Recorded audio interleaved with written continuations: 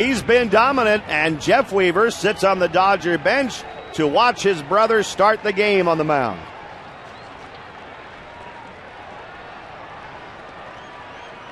Juan Pierre leads off for the Dodgers in the top of the first. And there's a strike to start the game from Jared Weaver. Juan Pierre hitting .327.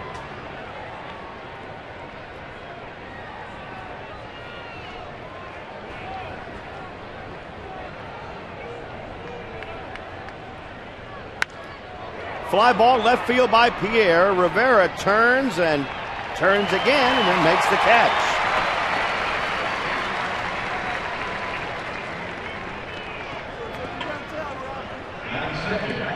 Before the game, Dale and Dave watching their sons getting ready, warming up before they took their bullpen session before coming into the game.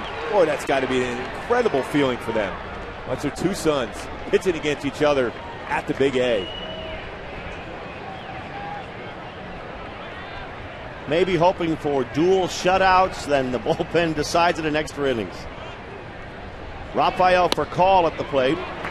They were quoted as saying that, but I think both of those guys would say, no, we prefer the decision. Probably, yes.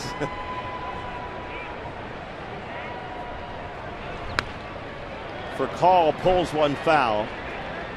Well, Jeff is 6 years older than Jared, so they never really had much of a chance to face each other. The age difference was too great. But maybe they dreamed about doing it in the big leagues someday. What an early Father's Day present for Mr. Weaver, though. Oh, can you imagine? Oh, man. What are the chances that they would both make it to the big leagues, let alone both be pitchers, and then start against one another?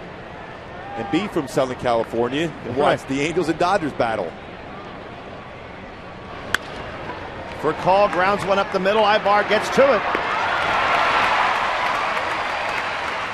2 outs in the first. The Angels have Rivera, Hunter, and Abreu in the outfield, left to right. Figgins, Ibar, is Turris, and Morales, with Jeff Mathis catching Jared Weaver. It's a nice play by Eric Ibar, too, on that one. That ball was hit fairly slow and still able to catch and throw right away to get the speedy for call.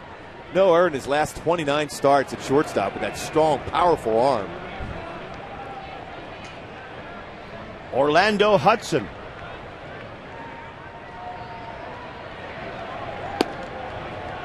Takes strike one.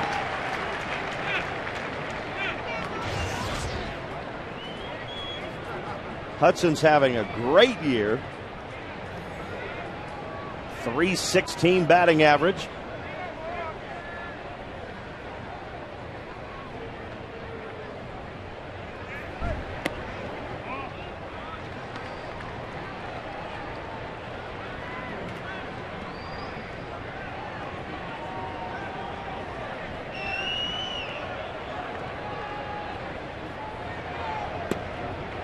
Just to look a little further into the Weaver matchup, if you combine their records, they're 10-3, with Jared being 7-2. So it's been a pretty good year in the Weaver household for both sides. Well, in Jeff's perspective, who would have thought he'd be in the big leagues this year anyhow, the way it started out? Last year, had a battle just to get a spot in the minor leagues, didn't do particularly well, and called up the Dodgers, said, hey, I'll work out of the bullpen for you. Lo and behold, now he's starting tonight. Went to the minor leagues. The Dodgers called him up. Hudson takes a called third strike, and Jared Weaver sets the bar high with a 1-2-3 inning. Great pitch in the inside part of the plate. Gets a high five and clap for the parents.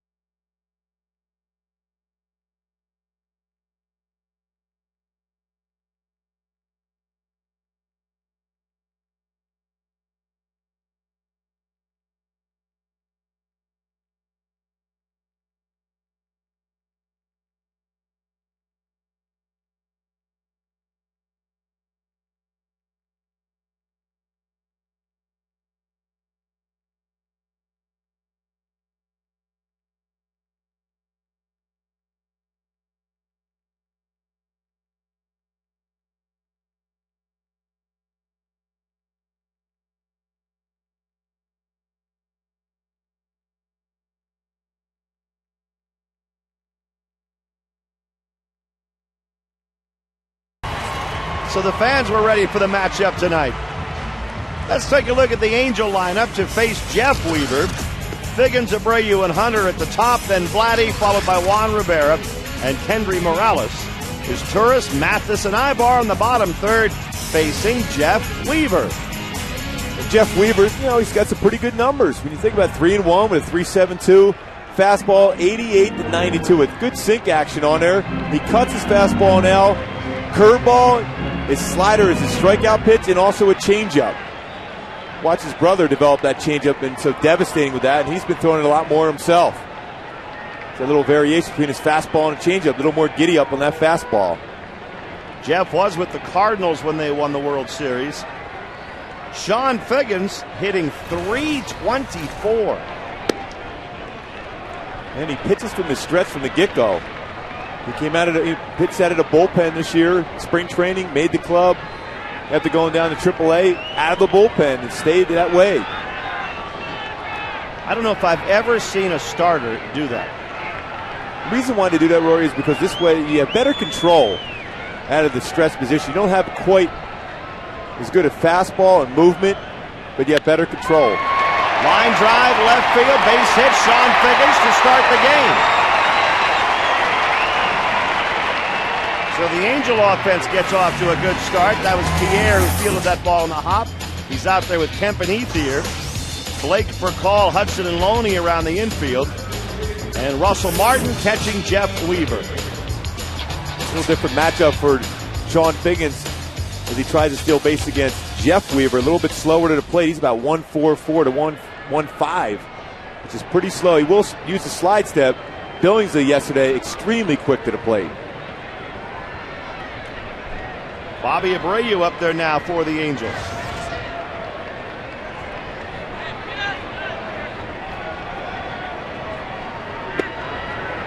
Another hit for Figgins. Boy, Sean's just been on fire this year. He's now 5th in the league in hitting.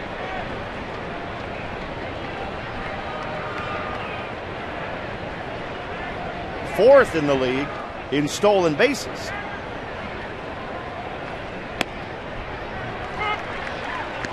One and one to Abreu.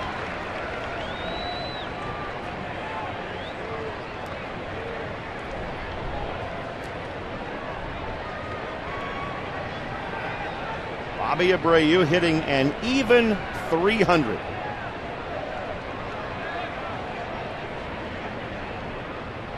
Figgins goes. Well, he had a good jump, too. And Bobby Abreu had a pretty good pitch to hit. Tough to leave off that pitch. That's a real good jump for Sean Figgins. Well, the Angels have been so hot offensively. You look at the first 5 hitters in their batting order, and the averages are 324, 300, 321, 293, and 316. For a team that early in the season, it felt like they were struggling to score runs. 2-2 to Abreu. We know Mike Scioscia will not take any credit for that, but that conversation he had with the team down in Tampa after that last 2 games of that series down at the Trop, they've turned it around. The club record, 11 straight wins. Right now it's 7 straight for the Halos.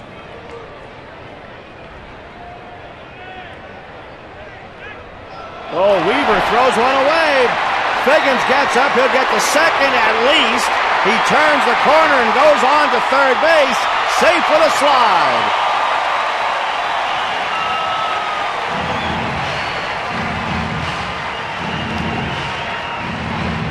It's hard not to pay attention to Figgins when he's on, but Jeff Weaver, with that low throw, Loney didn't really help him much, but Figgins gets to third. He had a shot at him, too, because Sean Figgins was leaning. He was going on that pitch. It's a quick move by Jeff, but just a little bit too short of a throw. That's an error on Weaver. And the count 2-2 to Abreu.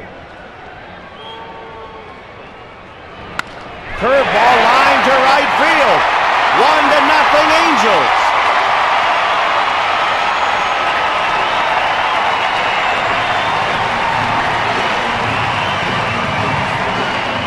Well, one of their sons got off to a good start,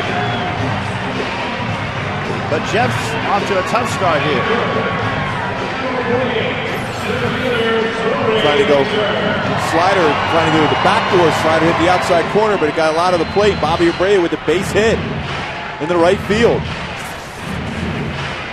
And an early 1-0 lead for the Angels. Torrey Hunter coming up now.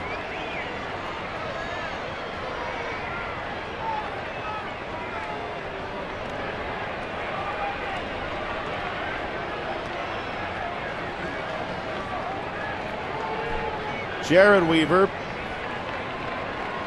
trying to take it like any other game.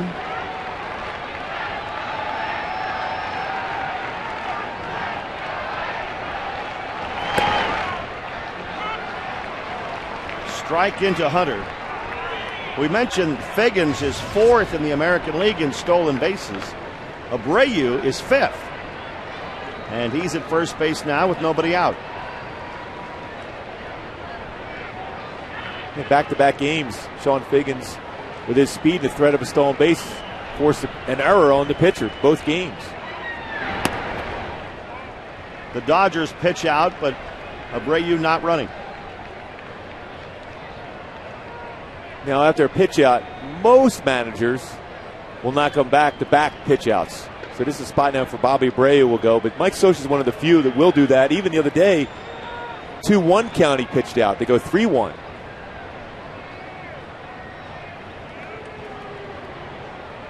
You got to trust your pitcher to be able to throw strikes after you call that amount of pitch outs.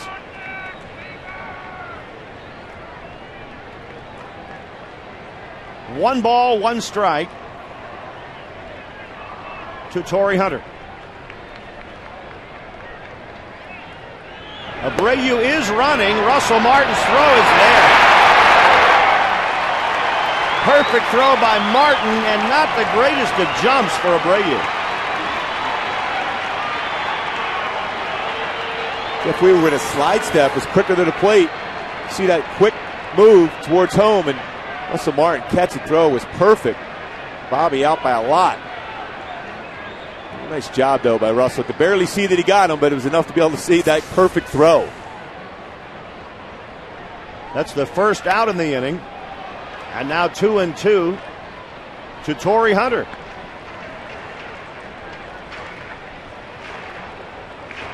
You know, Jeff, like Jared, because they turn their back when they throw home, there's going to be a little longer time to get to the plate. So they have to have a quick move, and they have to use that slide step on occasion. And that one worked for Jeff Weaver. And he gets Torrey on strikes. First strikeout for Jeff Weaver. The last time this happened, and here are some of the pitchers who have faced each other over the years. The last time it was Dennis, Andy, and Allen.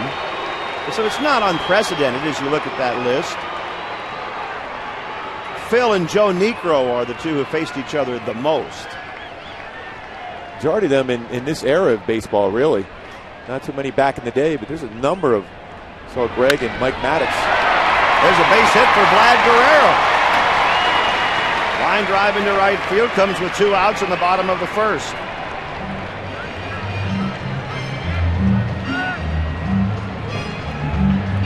So Jeff Weaver has given up 3 hits and also made an error. He's probably fortunate it's only 1-0 at this point as Juan Rivera steps in. Juan Rivera's been extremely hot, won the game with that home run last night. Now with 10 home runs on the season, got .316 batting average.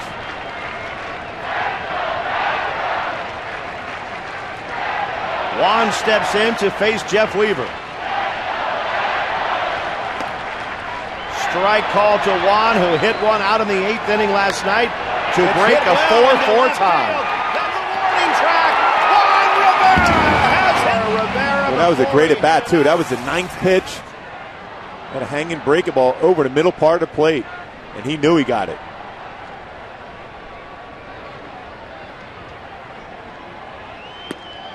Good breaking ball by Jeff Weaver. Strike 2 to Rivera. You can see how hard it is at times to pick the ball out of Jeff Weaver's hand. He throws across his body, particularly when he throws that three-quarter delivery on that breaking pitch. Tough one to stay in if you're a right-handed batter.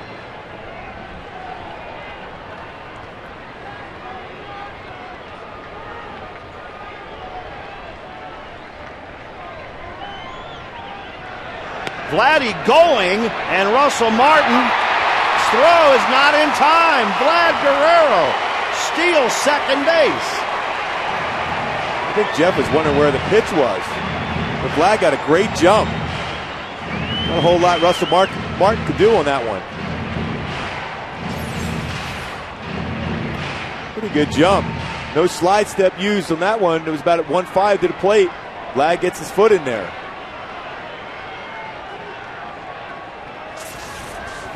Well, you have to think Vladdy's legs are feeling a little better these days.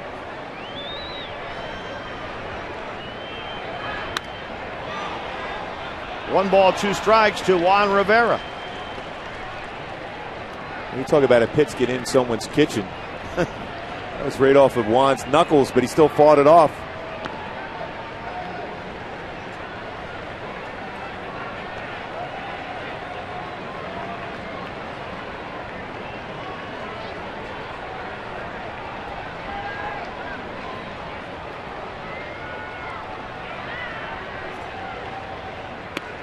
And that one gets him looking.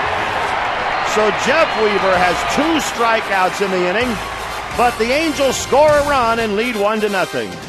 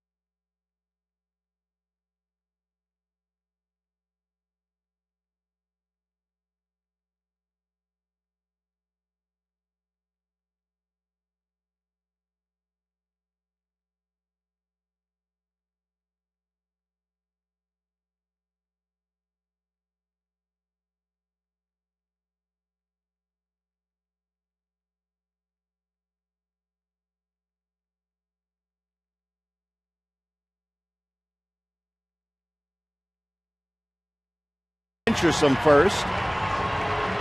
So as we go to the second, the Dodgers bring James Loney to the plate, batting cleanup tonight.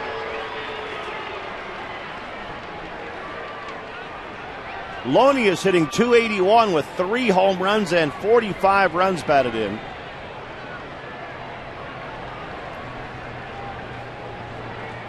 Loney just turned 25 last month. One of the things the Dodgers had to love about him last year was his ability to play every day. A baseball season is 162 games. Loney played 161.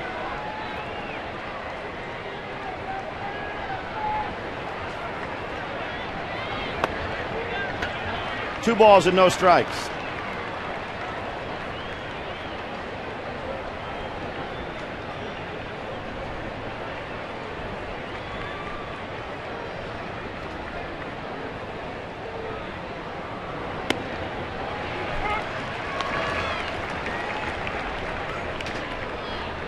Two and one to James Loney. He'll be followed by Casey Blake and Andre Ethier.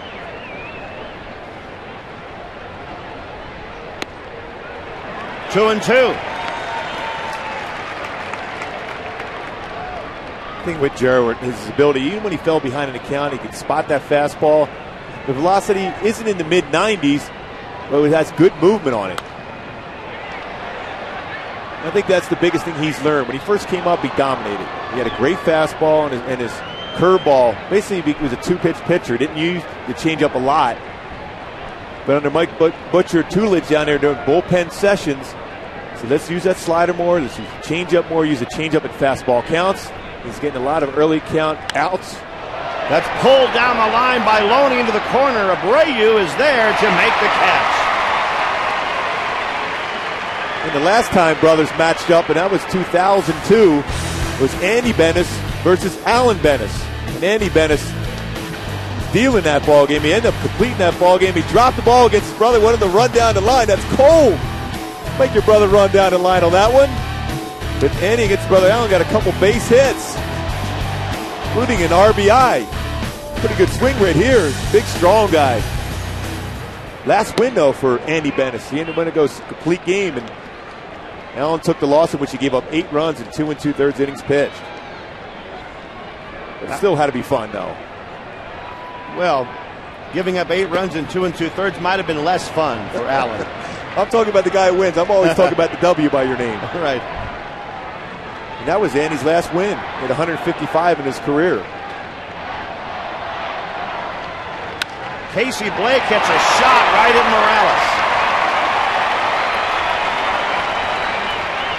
2 outs in the inning.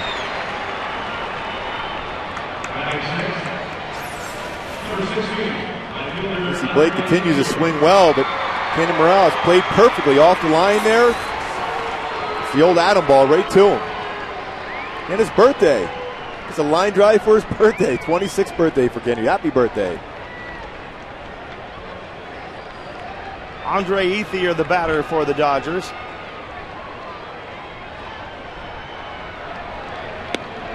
Good breaking ball by Jarrett for a strike.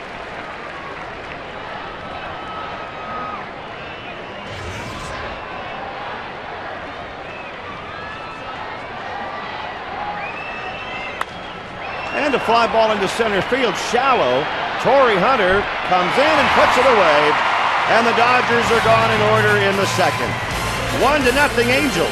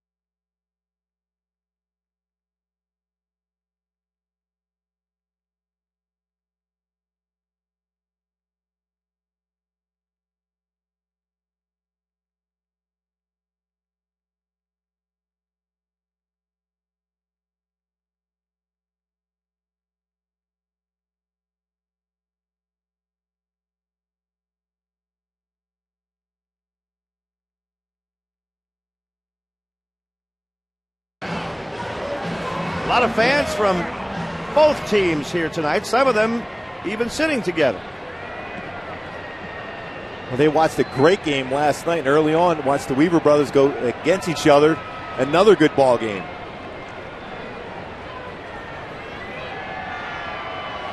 last night was about as close to a World Series atmosphere as you can get in June. Would you agree?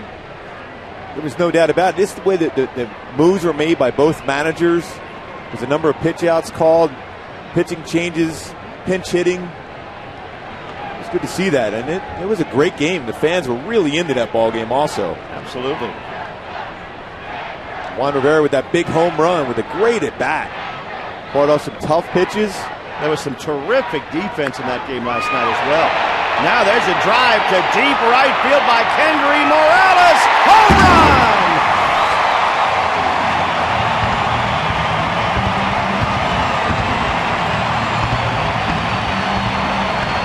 2-0 Angels. Boy, happy birthday, Kendry Morales. You catch a line drive, then you come up the next inning and hit a home run. His 11th of the year, and he'll always remember his 26th birthday. Hanging, breaking pitch, 2 out of the middle part of the plate. Jeff always could hope that this ballpark, it's a big ballpark, could hold it, but it couldn't do it. Home run for Morales. What a birthday present. And a smile. Now Meiser is Turris at the plate for the Angels.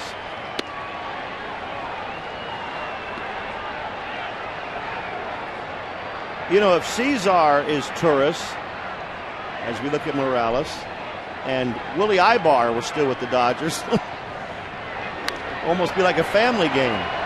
There's the fly ball down the right field line as Andre Ethier tries hard to get there, but can't quite. With that home run by Kendry Morales, another $18,000 has been raised to support prostate cancer research. To make a donation, call 800-798-CURE or go online to www.pcf.org.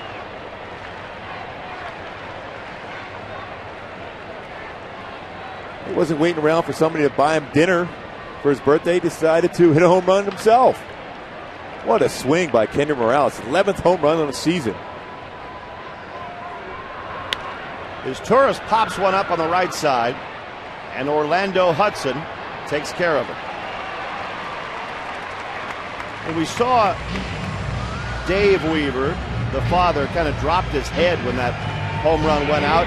I think that's a tough situation. I mean, there are times when you want to cheer, other times you feel bad. I think there are times where the Weaver parents don't quite know what to do. They're surrounded by a lot of fans who are watching them too. And they're wanting to see their reaction, and it's a difficult thing to do as a parent. So that's the toughest thing, watching your child play a sport or anything, really. Jeff Mathis pops up to for call. 2 down in the inning with Eric Ibar coming up.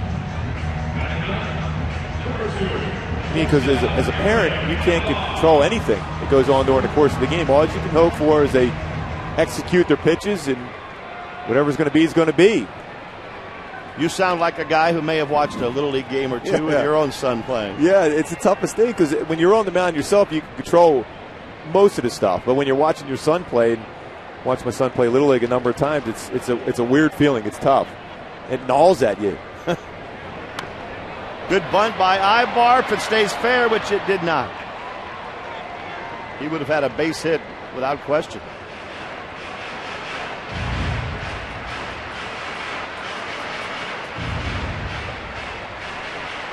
Oh, 0-1 to Eric Ibar.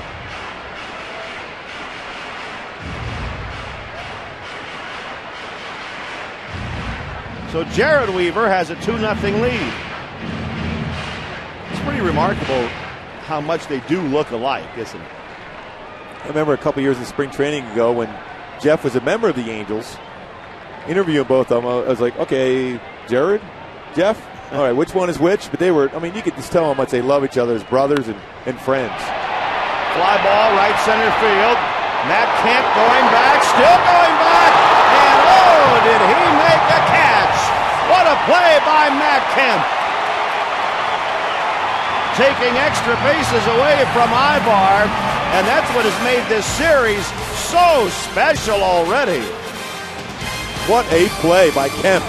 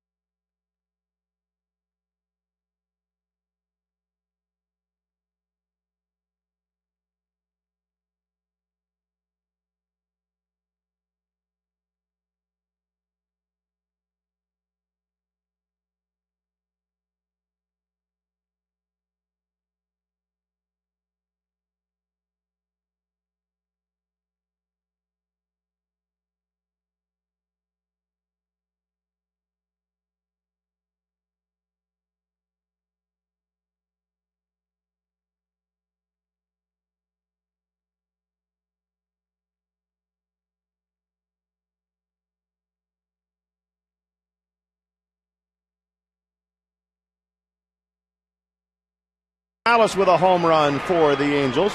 And we are happy to be joined by the Angels' first-round pick in this year's draft, Randall Grichuk, who signed today. Congratulations. Thank you, thank you. It's fantastic. How did it feel? Oh, amazing. Dream come true. I bet. So you signed the dotted line there. All of a sudden you realize, wow, you're at the Big A. You're watching Jarrett Weaver go against his brother Jeff Weaver. Angels versus Dodgers. It's got to be a great feeling for you today. Oh, amazing, of course. Hoping to be up here someday. Mark Loretta, the batter.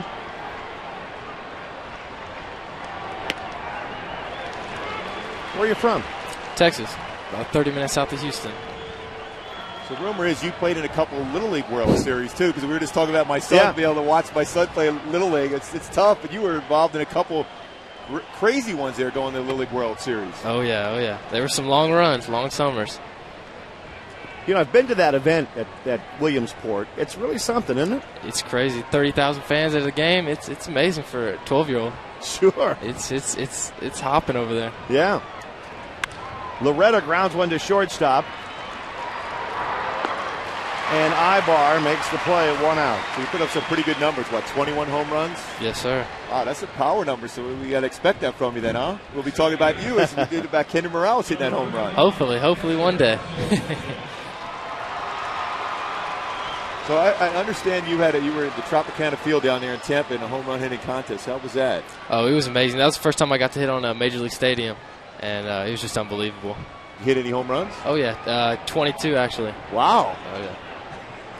22 of them down the Trop. They could have used the Angels that last series down there. Was Gooby pitching that day?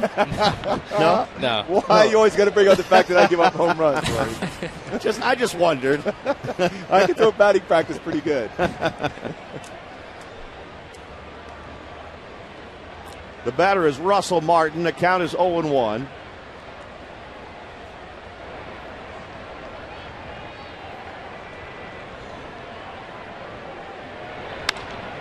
There's a shot hit well into left field, and Russell Martin has hit it out. The Dodgers are on the board. That's their first hit off of Jarrett Weaver tonight. Well, it's been quite a night for him. Well, your dad is here with you, too, huh? I mean, you can imagine them. Mom and dad are watching two sons going at each other here, Jarrett and Jeff, and then your dad was able to come out with you out here for this trip. We've got that signing, so it's got to be a great feeling for your dad, especially with Father's Day coming up. Very proud dad. Yeah, and Russell Martin, he had not hit a home run at all this season. Fastball, it was supposed to be on the outer half, but ran in the inside part of the plate. Russell Martin able to tuck his hands in, hit that ball down the line for a home run. Hard to believe that's Russell's first of the year. Now Matt Kemp batting. But, Randall, the story is your dad's here, your mom has jury duty, and told the judge what was happening with you, signing your first contract and coming to Anaheim, and he said, too bad, you're going to stay with the jury. Yeah, he said that'd be a vacation, and no vacation. You got a job to do. No vacation. Yeah, it was crazy. Jury duty, the beauty of jury duty, huh? Mom wanted to be out here, unable to do so. 1-1 now, 2-1 to Matt Kemp. Randall, what's it like on draft day? You were the Angels' first-round pick, but sitting there hoping your name is called, wondering if your name will be called. What is that experience like? Oh, it was crazy. Just unbelievable. Sitting there getting to see all my buddies get picked, and then my name got called at pick 24. It was just, the room erupted. Yeah. It was crazy. You definitely had a smile on your face like you do right now after that signing. Now, the thing is, did you have an idea the Angels were the team that was going to draft you, or was this you hear from a number of different clubs? Well, I heard from a couple different clubs who had the highest interest in the upper rounds, and they came out and told me that pick 24, 25 was a chance, and luckily they made it happen. Now that you've signed, what happens next? I fly tomorrow to Arizona, early morning. First game's tomorrow night. Rookie ball. Exactly. First game tomorrow night? Exactly. You ready to go? Oh, yeah. Could be more ready. Fantastic. What do you think about, you see the way the Angels play baseball, what do you think it would be like to play for Mike Scioscia? It would be amazing. I just got to meet him today. Real nice guy, a lot of good fans out here. These games get pretty going. Another good manager on the other side, too. You got Joe Torre. Here's a guy that won some championship with the Yankees. So here you are. You got Mike Scioscia, you got Joe Torre, the Angels and Dodgers. This is got to be a special treat. Don't get much better than that.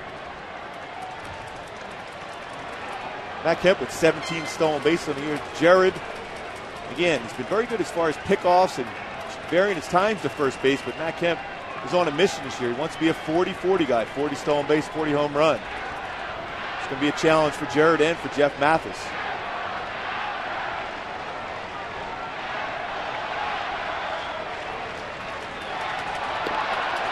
Close at first. Kemp just got back. Pretty good move by Jared Weaver.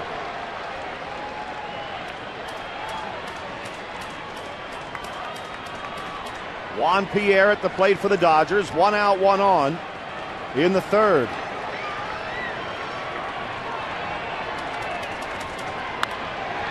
And a base hit into right field by Pierre. Kemp's on his way to third base. He's in there.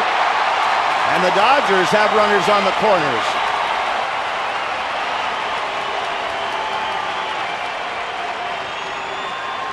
Fans with that home run by Russell Martin, another $18,000 has been raised to support prostate cancer research. To make a donation, you can call 800-798-CURE or go online to www.pcf.org. Brandon, when you look up here, everyone always says when you're up in a booth, the game looks a little bit easier, a little quicker pace. What do you feel when you look up this beautiful stadium here and look out, see these players performing? Oh, it's crazy. It's they've made it through the minors and they've got out here, and they're living the dream already. Rafael Furcal, the batter. Have you met any of the guys, any of the Angel players today? No, we went down there after they got done taking BP, got to meet the manager and all the coaches. Didn't get to meet the players yet. Was Scioscia nice to you, or did he start yelling at you right away? No, just told me to go out there and work hard and try to get up here one day. Right. He said he expects you to go first and third, steal bases too, along with the home runs. Oh, yeah. You know the Angel way to play ball. Oh, yeah.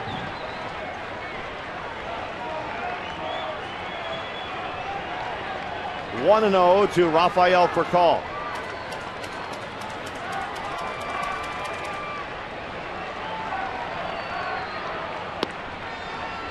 Favorite team growing up, Randall? I'd have to go with the Astros. Astros? Yeah. Live about 25 minutes from the stadium. Got to go watch some of the games growing up. It's a natural. Oh, yeah. And obviously your favorite team right now is? The Angels. There you go. Of course. Of course. Well, you got to see that's a great brand of baseball. The Astros have played for a number of years, too. Oh, yeah. Got to grow up watching Biggio and Bagwell. It's a couple of great role models. Exactly. Biggio, amazing, 3,000 hits. Bagwell with all that power. Probably wouldn't mind hitting in that stadium somewhere down the road, would you? That's a good park to hit in, especially left field. Oh, I love those Crawford boxes. Yeah.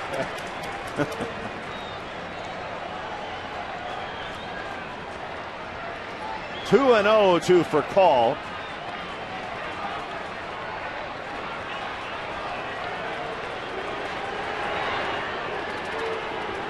Well, after the money that we had to pay you, I'm sorry we had to make you pay full price for the hat. But thanks for coming up. No problem. No problem. Thanks for having me. All right. Man, I appreciate it. Good luck tomorrow. Have fun in Arizona. I'm sure it'll be nice and cold for you. Oh, yeah. Oh, he's used to it. He's from Texas. Yeah, that's a little different heat. Randall Grichuk, the Angels' first-round draft choice, joining us tonight.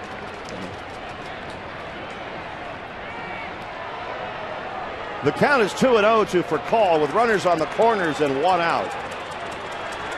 And Jared Weaver in a jam right now, having given up the home run this inning and having to stop in midstream here for a couple of beach balls that have found their way onto the field.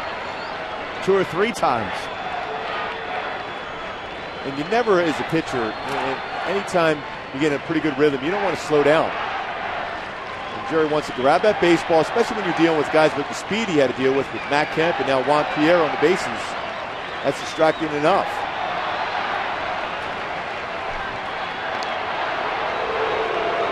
So it's been a while since Jared has made a pitch to the plate. Trying to keep Pierre close. Kemp with great speed at third. And Furcal with 16 runs batted in at the plate.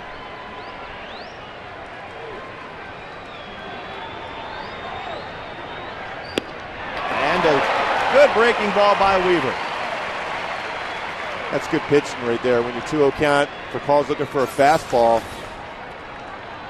Jarrett drops that all-speed pitch on him, way out in front. The thing with Furcall, with all that speed, he is already hitting the 4 double plays and hasn't hit particularly well with runners in scoring position.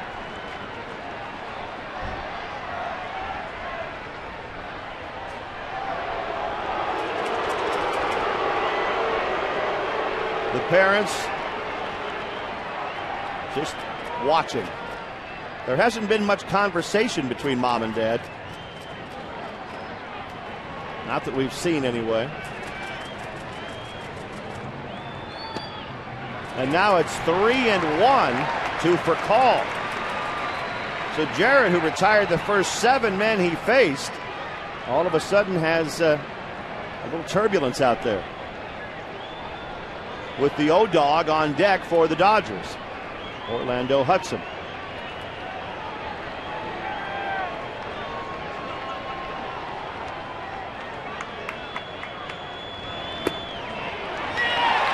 That loads the bases. So Jared's in a big jam now with Hudson coming up, but the bases loaded and 1 out, and Butcher going out to talk to Jared. Well, I always felt the toughest game after pitching the shutout, that very next game. I mean, he had an extra day rest.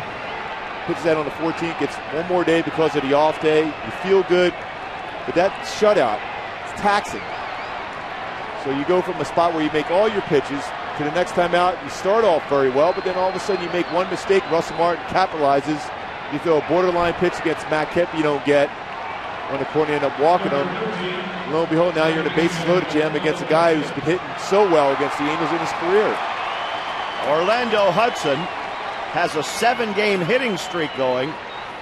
He has 1 grand slam home run in his career. Kemp at third, Pierre at second, Furcall at first.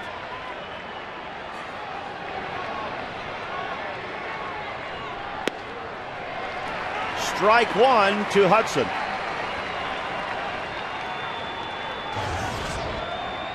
Two to 1 Angels in the third.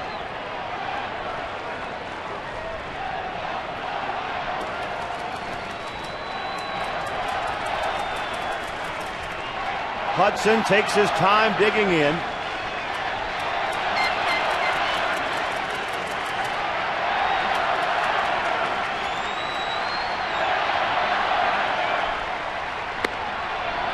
And it's 1-1. Well, what you hope for as a pitcher in this spot, besides the strikeout, would be a comeback right to you so you can field it, throw to home, and then to first to get a double play.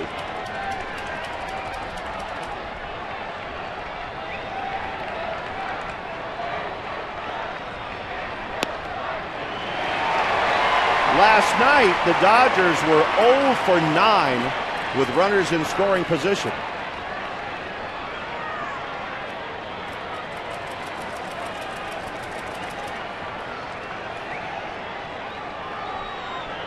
One and 2 to Hudson.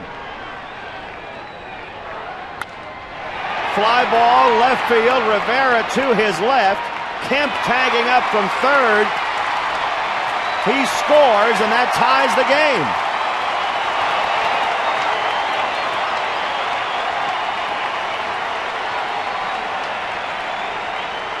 Well, maybe Jeff and Jared were looking forward to this, but I don't know that the Weaver parents are enjoying it all that much. Well, it's still an honor for them to be able to see their sons pitching, but it is tough. That stomach's got to be doing flip-flops. Dodgers 2, Angels 2. 2 outs with runners at first and second. And James Loney coming up for the Dodgers.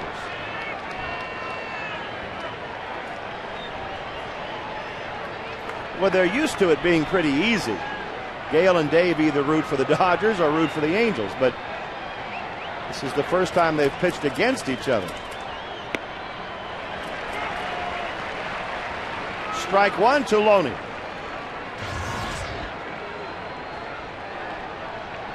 He flied out to right field his first time up.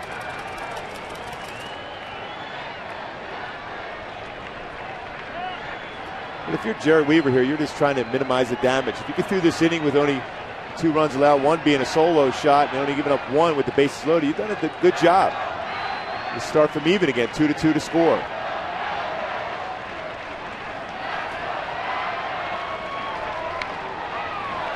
It's 0-2 to Loney.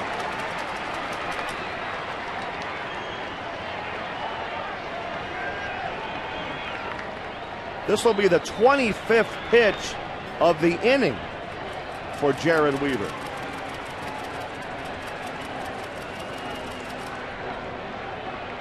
I don't know how many minutes he's been out there this inning, but it's been a very long one.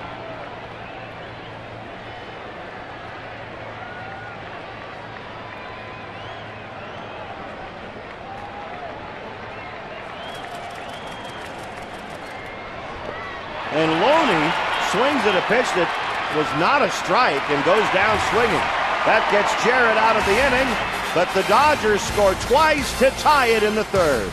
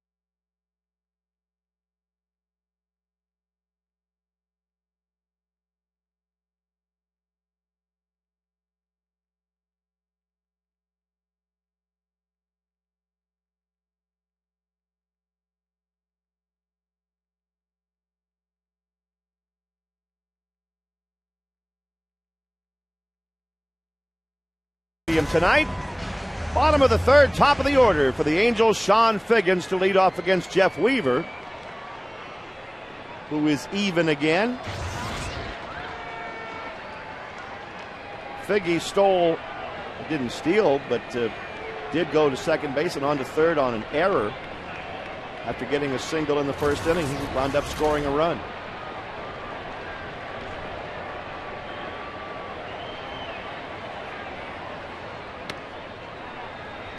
1-0.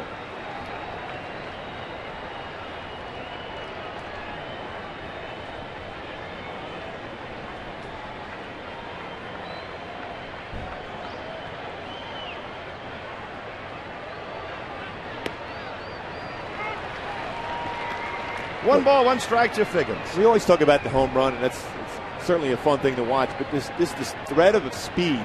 Sean Figgins gets on first base, and Jeff Weaver throws it away before long. He's a 3rd run scorer. Same thing with Jared with Matt Kemp at first base. He was distracted. Ended up going to 1st to 3rd on a base hit by Juan Pierre. Then he had to worry about Juan Pierre too at first base. So that threat of a stolen base and speed distracts the pitcher more so than a guy up there with the threat of a home run. 1-2 to Figgins.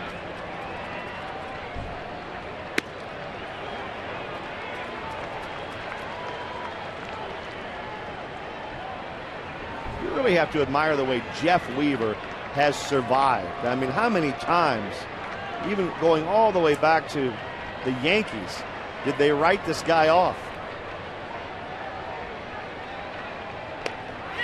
He strikes out Figgins. That's a good point. I mean, he was a dominant pitcher with the Tigers. I don't know, the Yankees expected a lot out of him. Struggled, When you struggle in New York, when they pick you up in a deal and you're making a lot of money, there's a lot of pressure on you to perform. And it was tough for Jeff. Came over here to the Angels. He wins a World Series with the Cardinals. But Jared told me what a thrill it was to be in that stands to watch the Cardinals win that World Series when his brother was on that team. That's right. Bobby Abreu up there now.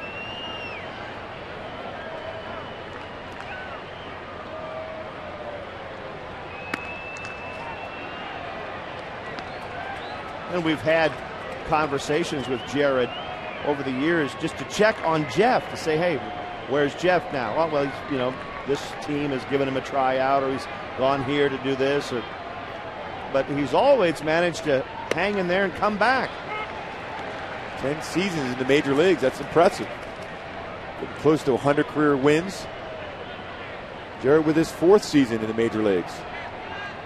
Possibly on his way to an all-star game this year. 1-1 to Abreu. Nice play by Jeff Weaver. Takes a hit away from Bobby Abreu. 2 outs. Pretty nice play by Jeff. That ball was hit hard up the middle. Pretty good fielding position to make that play. Underhands it over to first base.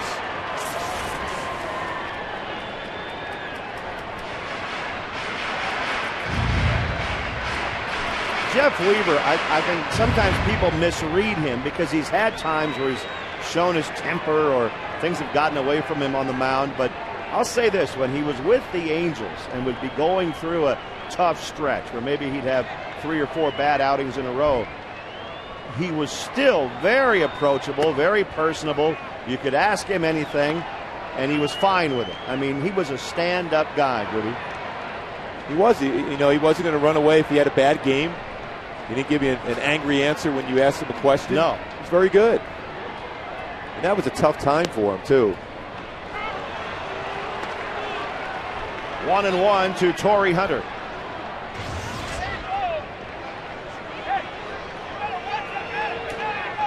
Now the home plate umpire, Jeff Nelson, yelling in at Scioscia.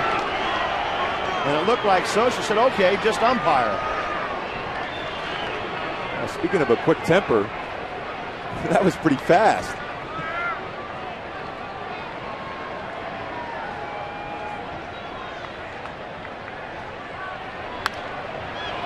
Hop fly out of play.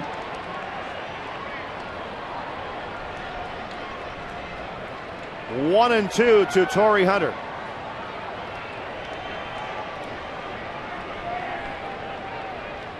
Angels 2, Dodgers 2 in the 3rd.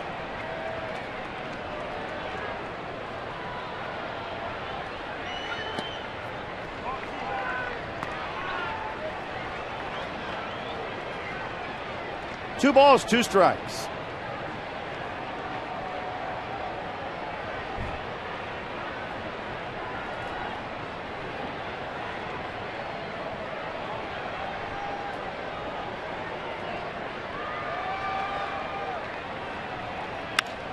Torrey hits a liner to left field, but he hit it right at Juan Pierre, and that retires the side.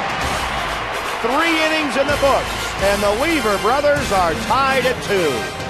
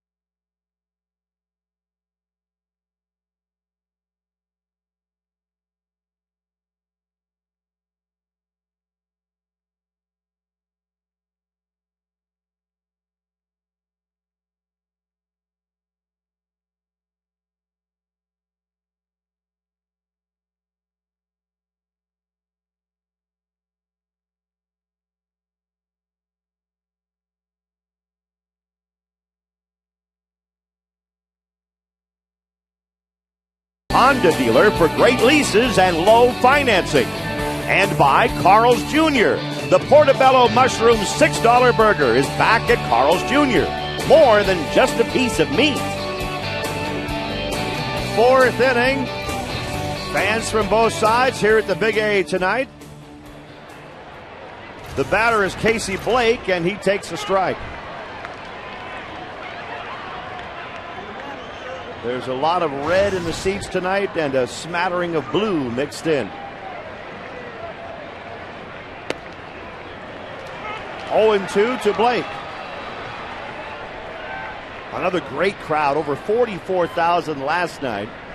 Somewhere close to that tonight. We haven't heard officially yet. And 1-2 to Blake. Good job of Jared elevating that fastball. See if we get Casey Blake to swing at that. But when you do that, you change the eye level. I mean, all of a sudden you look up when you're trying to get in the pitch on the outside part and down. The strikeout for Weaver, the first out in the inning. Fans Tuesday, all kids in attendance will receive a free Jeff Mathis road jersey, courtesy of San Diego Zoo. Tickets for this game are still available for $7 in select view-level seating areas or $12 in the right and left field pavilions when using the password RALLY at angelsbaseball.com or the Angel Stadium ticket window. First pitch to Andre Ethier is fouled back. Look forward to that jersey. It's a nice looking jersey. Are you going to pay your way in just to get one? Yes. Good. Great job behind the plate. Be an honor. It'll be good to have you sitting in one of the select view level areas. I'm sure you'll throw a shout out to me. Oh, yes. There's the Mathis jersey.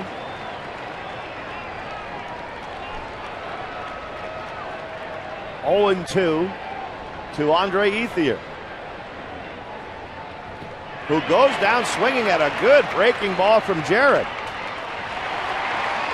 Back-to-back strikeouts for Jared Weaver, now 3 in a row overall.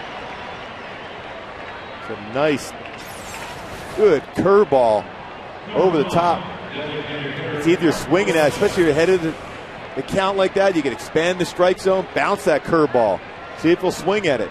Especially if you're a left-handed batter going against a right-handed pitcher. They see that ball, most of them love the ball down in the zone. And as soon as they make that commitment to swing, the bottom drops out, and they're a strikeout victim. Mark Loretta DHing for the Dodgers tonight. He's 37 years old now, born in Santa Monica, but now living in Rancho Santa Fe. And he hits a line drive, base hit into left field. So Mark Loretta, who first came to the big leagues in 1995 with the Brewers, gets a base hit. 2 outs, Russell Martin coming up. Martin homered last time up.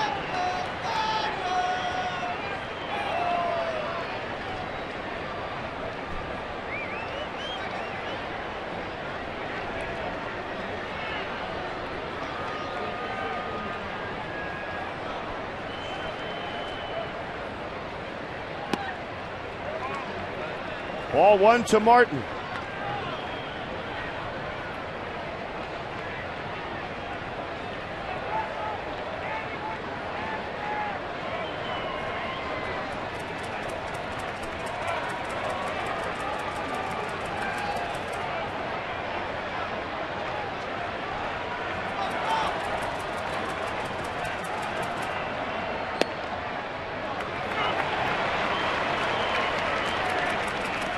One ball, one strike. Well, Martin's had some pretty good at-bats in these first 2 games of the series. Seeing the ball well, that home run tonight. Hit the ball hard last night, too. Definitely an advantage for a pitcher right here with that sun. Difficult for a batter to pick it up. Yeah, the pitcher's hand.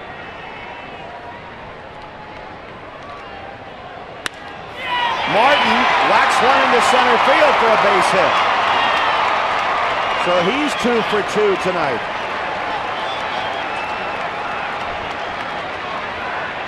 2 They did a nice job of recognizing the Dodgers like to try to go first and third, also on a base hit in the outfield. Got himself in position to catch it, spin around, and throw, just in case Loretta decided to go to third base. Another good swing by Martin, hit the ball up the middle. Torrey gets it, himself a good throwing position to get rid of it right away. If Loretta goes, he would have been out at third. That's why he's got all those gold gloves, Torrey Hunter. 2 out, 2 on. Matt Kemp at the plate.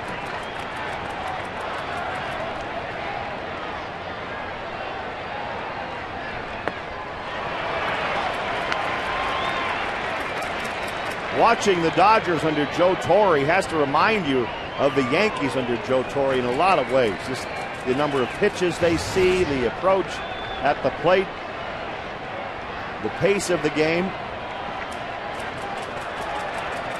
He hasn't changed his managerial style much. You wouldn't expect him to. Fly ball right field by Kemp. Abreu says he has it, and that ends the inning. Dodgers 2, Angels 2.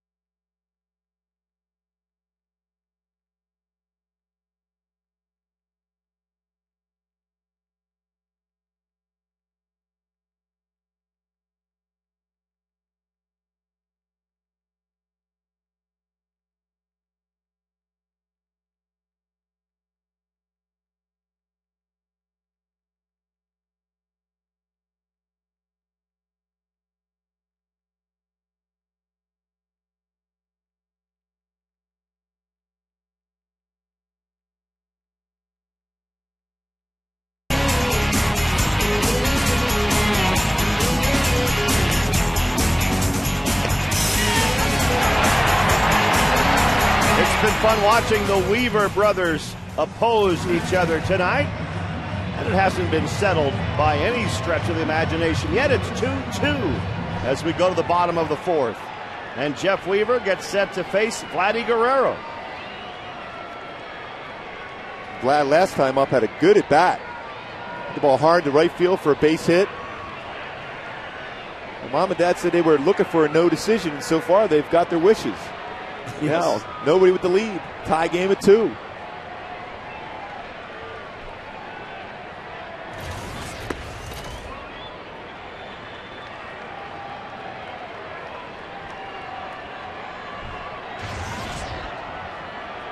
Vladdy lined a single into right field his first time up, then stole second base.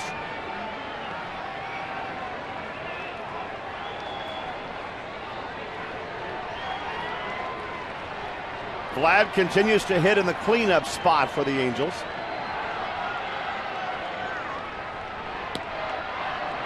Jeff Weaver keeping it away from him, 2-0.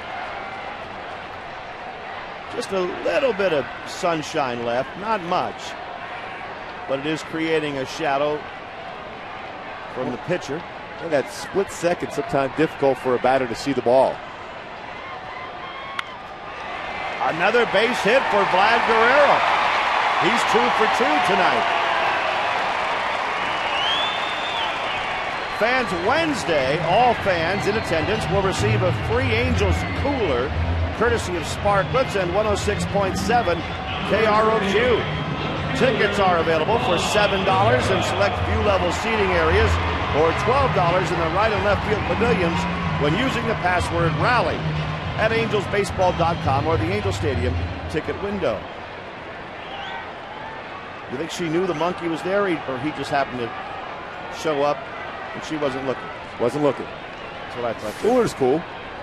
Yeah. So that's my birthday present, isn't it, Rory? That's what you were saying? The cooler? Yes. Thank you. You have a good shot at that, yes. 0-1 to Juan Rivera. Well, it's amazing to see how far across his body Jeff Weaver throws that pitch when he throws the three-quarter that slider. He almost ends up in the grass, the third base side. Both Weaver brothers throw across their body with great deception against right-handed batters.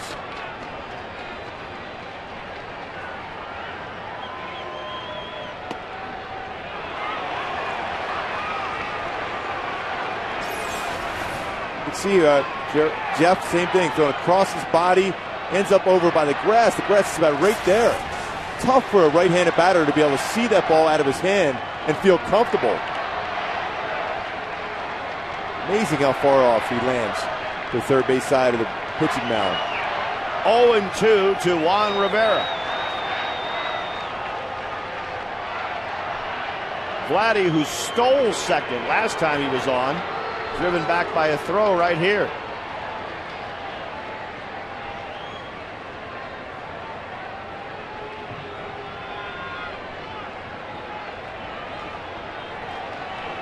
And 2. And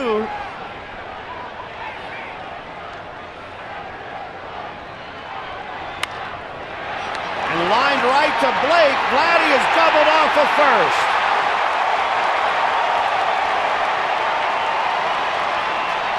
So Guerrero, who had that good secondary lead, got caught on the line drive.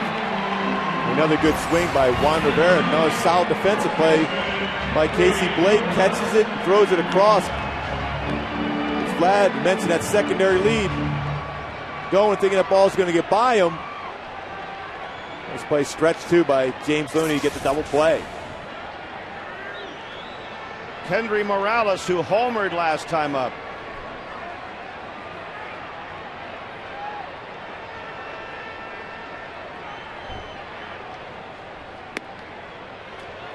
Takes a strike. He's hitting .273 now, but Kendry is hitting well over .320. It's about .323 with his hit tonight at home.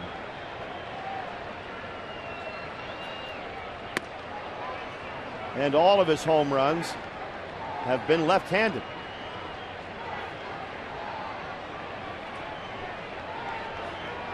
Plus, he's extended his hitting streak to 7, his best streak of the year. Foul ball.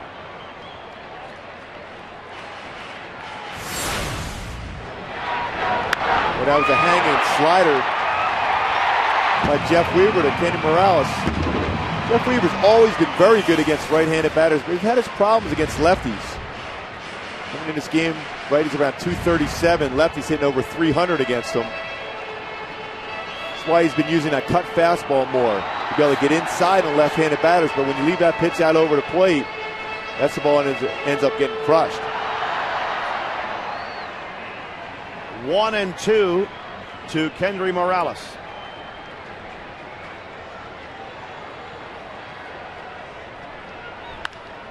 And he bounces that one down to second base. Hudson gets him. The Angels are gone in the fourth. And it's a pretty good duel between the Weaver brothers. Tied at 2 heading to the 5th.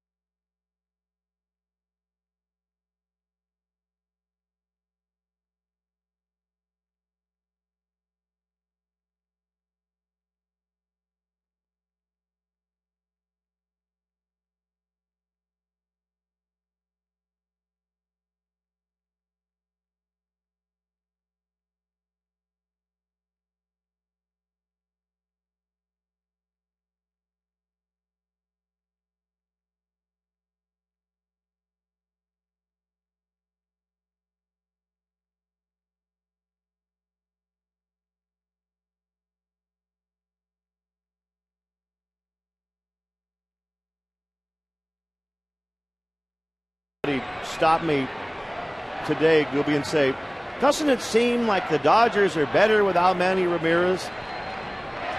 Well, I don't know about that, but Juan Pierre has certainly done a tremendous job. He's been phenomenal for him.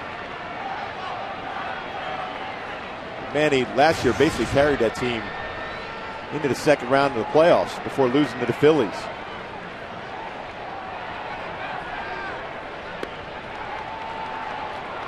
Well, Juan Pierre is hitting .328. He's driven in 22 runs. He's scored 34 runs. 2-2.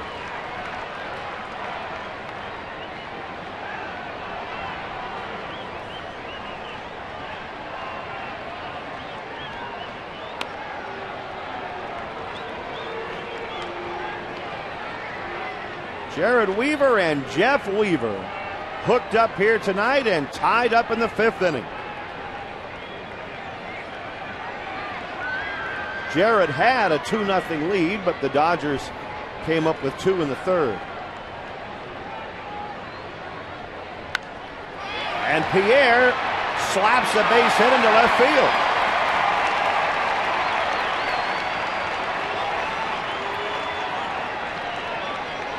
Hocus pocus and abracadabra. It's time to find out how all the tricks are done. Magic's biggest secrets are finally revealed Monday at 9 on My 13.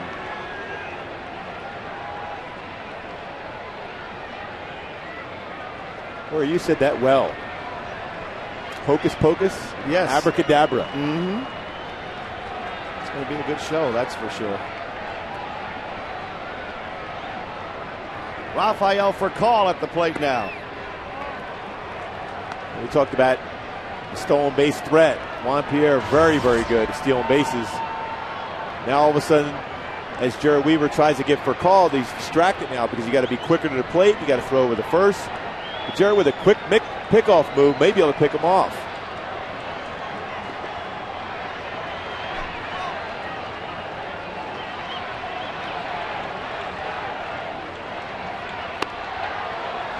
But he's fallen behind on Furcal in the meantime, 2-0.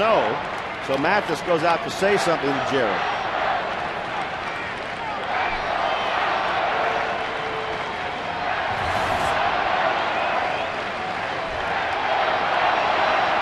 Jared pushed his pitch count up there during that long 3rd inning and is approaching 70 pitches relatively early in the game. I remember being on the mound a few times with Ricky Henderson and Tim Raines at first base. You're so distracted. You want to be quicker to the plate. You slide step.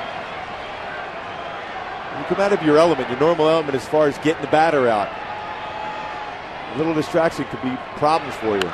Pierre goes, but Furcal fouls it away.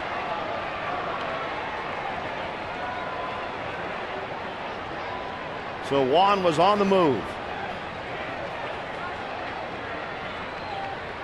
That's his game.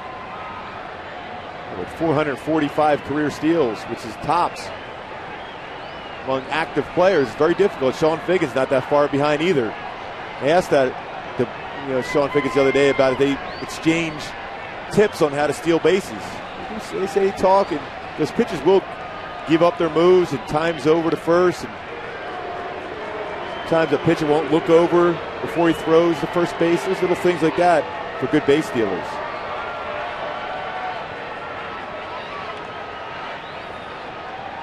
2-1 Furcal.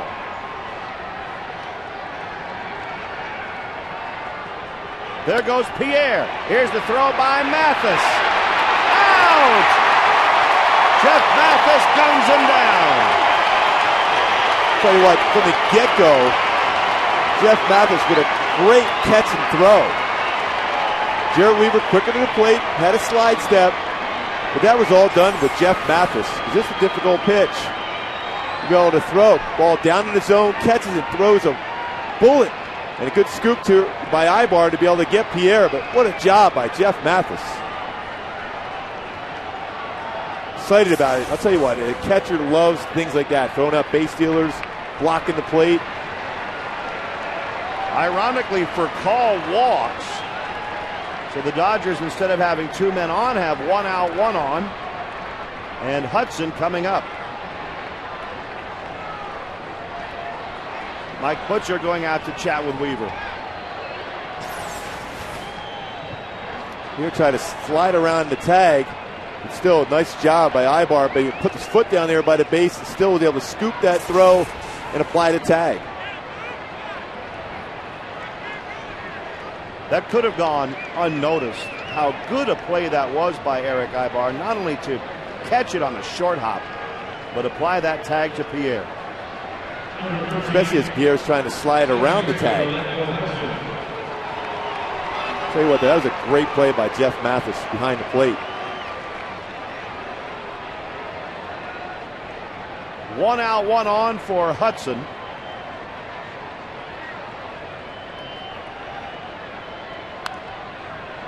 Who fouls one away? Strike 1. Talk about catchers defensively. It's so important for Mike Scioscia, Mike Napoli, Jeff Mathis, 2 very good catchers defensively.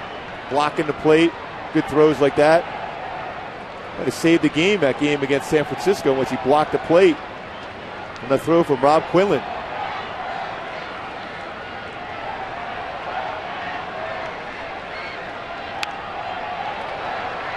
And it's 0-2 to Orlando Hudson.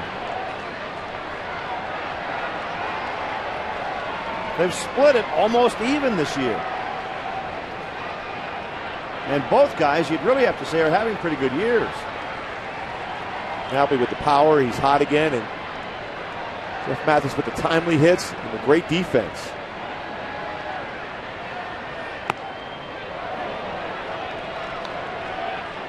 One and 2 to Hudson.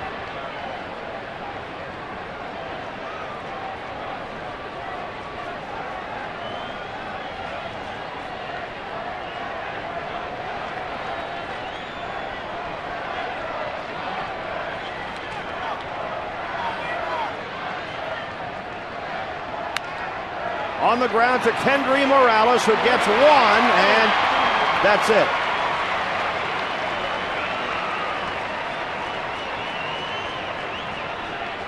Kendry, another nice job. Perfect throw. Not an easy throw for right hand, but thrown on the shortstop side as Eric Ibar's trying to get the ball out of the glove to make the throw. Bobbles it away, not able to get the double play, but you still got the lead runner. Kendry Morales, who's had a pretty good birthday so far, including a home run tonight. James Loney at the plate for the Dodgers.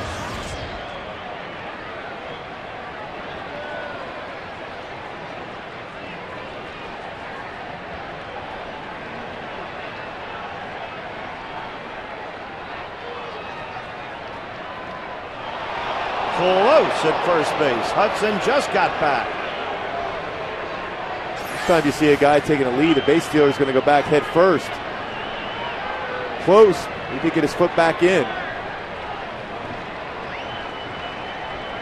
Jared Weaver has a very quick move for somebody 6'7", very quick to first base.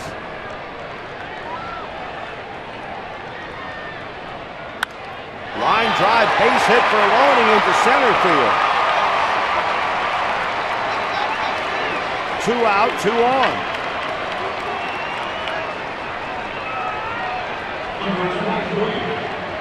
Gale and Dave Weaver keeping their eyes on the field, and both of their sons have done a good job really tonight.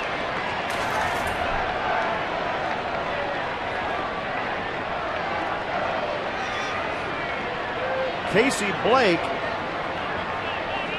who's been a great clutch hitter for the Dodgers, coming up now. He's driven in 42 runs this year, batting all over the lineup, from the bottom to the cleanup spot. Tonight he's hitting 5th.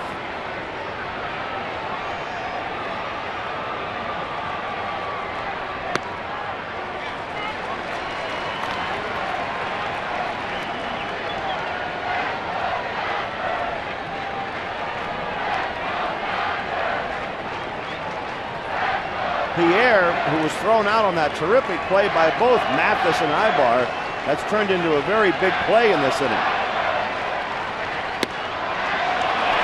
Strike 2 to Blake. Mark Carlson's the first base umpire. I think Casey Blake liked that call. Didn't seem like it, did it? But Jeff Nelson, it's watched throughout this game, has been an umpire who will call the high strike. Might as well try to go upstairs, see if we can get him to swing at it.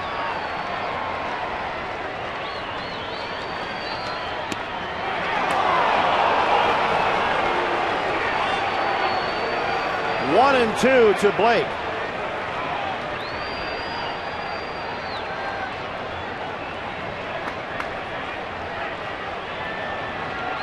Two out, 2 on.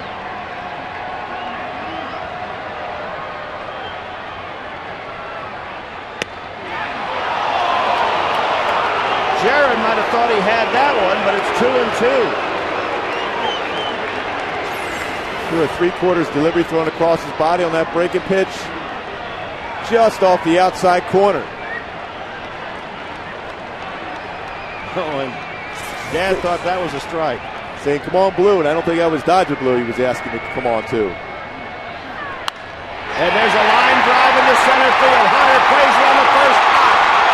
The throw home by Torrey will be late, and the Dodgers take the lead. Hudson scores from second. We mentioned what a great clutch hitter Blake has been. That's his 43rd RBI. 3-2 Dodgers. Jeff Mathis coming up on that ball, had a chance of getting Casey Blake at second base, but nobody was there to cover the bag. Pitch that was up and out over the plate. Torrey charging that well. That last skip on the baseball made it more difficult to throw home. Then nobody covering second there, and Blake just basically jogged to second. Second and third now with 2 outs. And this becomes a big hitter for Weaver, Andre Ethier.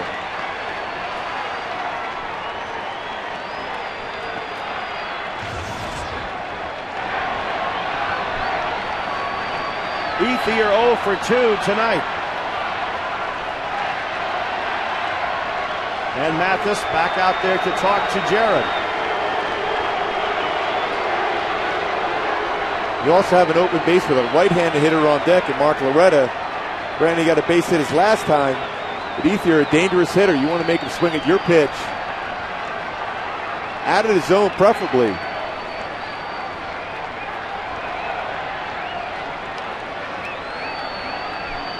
Oh and 1 to Ethier.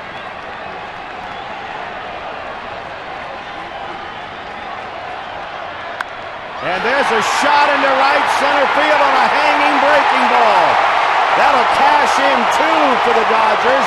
Ethier's after a triple, and he's in there.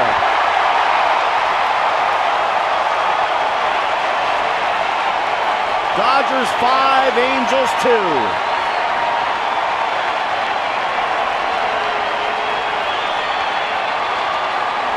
An RBI triple for Ethier, who now has 43 runs batted in to match Blake.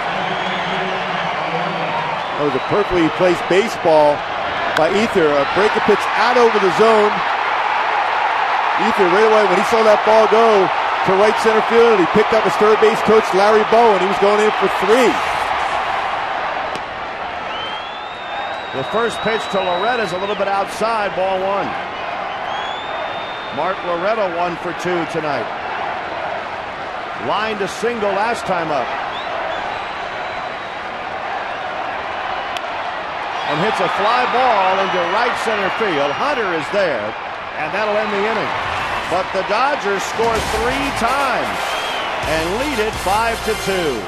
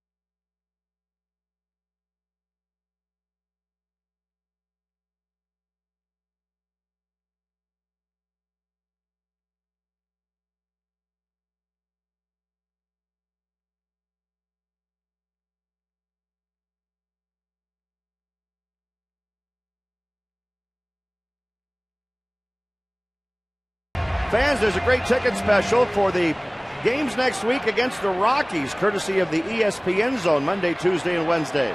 Tickets are still available for just $7 in select view-level seats, $12 in the right and left field pavilions. Use the password RALLY at the Angel Stadium ticket window or angelstadium.com. Rockies will be here beginning Monday. That's been a pretty hot team also. Winning again tonight against Pittsburgh. 4-2 in the sixth. We're getting for the Angels to respond right back after the Dodgers score 3 at the top of the fifth.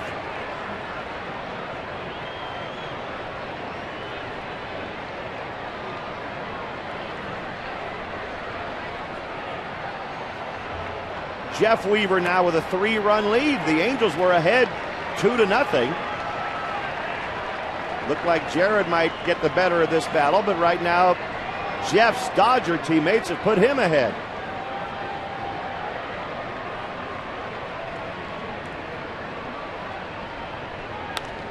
Popped up by his tourist. It's way up there. Hudson waits for it to come down and squeezes it.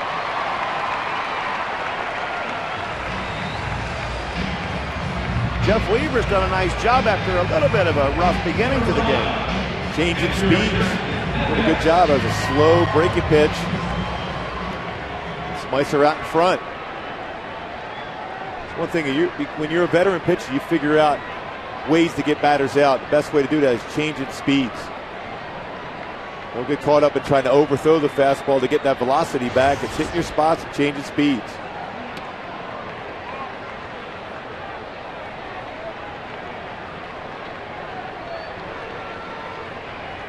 Jeff Mathis popped up last time up.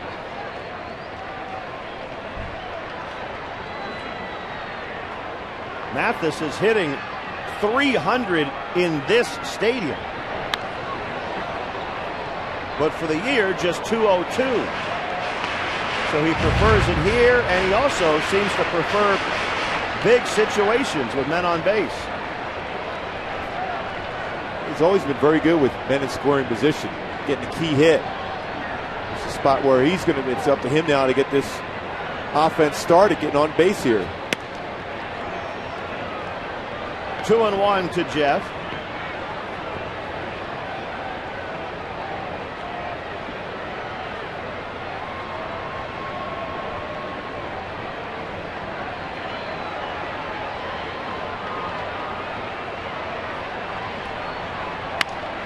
And that's grounded to Blake at third base. 2 outs.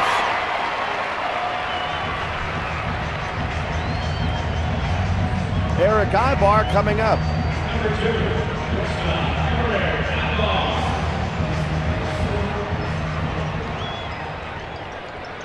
Well, Ibar hit a good shot last time up, but Matt Kent made a spectacular play up against the wall in right center field against him.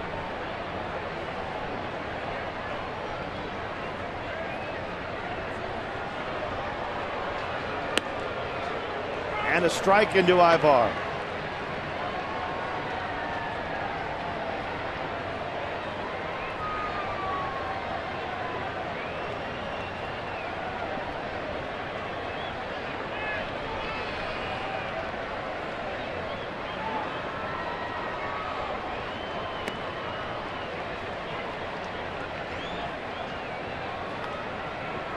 Jeff Weaver, through 4 2/3, has given up 5 hits.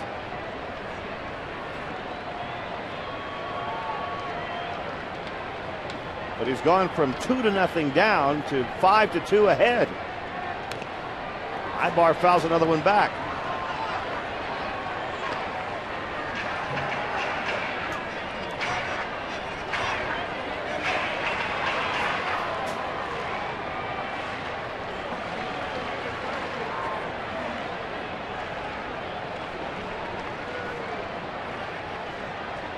So far, the older brother is ahead. Ibar took a swing at that pitch. It looked like it was going to hit him. You don't see that often. Oh, you sure don't. A swing and a miss, and you hit the guy. But once you swing, even if you get hit, it's an out. That was a very odd-looking strikeout, but it ends the inning. Whoa, came right in and got him. But he's out, and the Dodgers lead 5-2.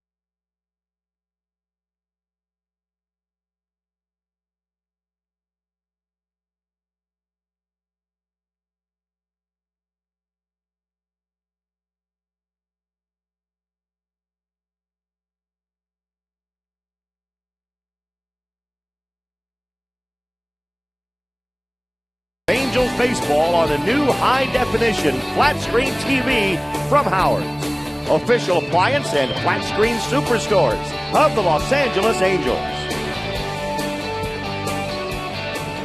Into the 6th inning we go. Russell Martin leads off for the Dodgers. He's 2 for 2 with a home run and a single tonight.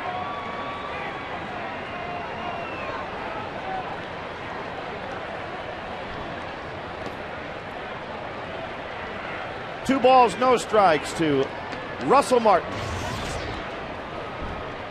Having a big game. 2 of the Dodgers' 8 hits tonight.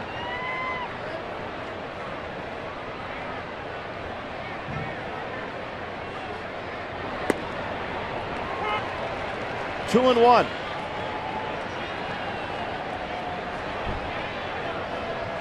Kevin Jepson loosening up in the Angel pen. Weaver is approaching 90 pitches. He threw a complete game last time out.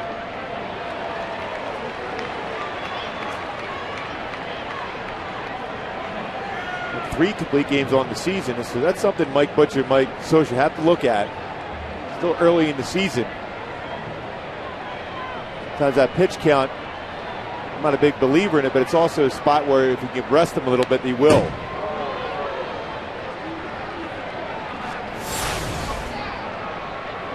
The fastball was supposed to be on the outside part of the plate. Ran back over the middle. Russell didn't miss that one for his first home run of the season.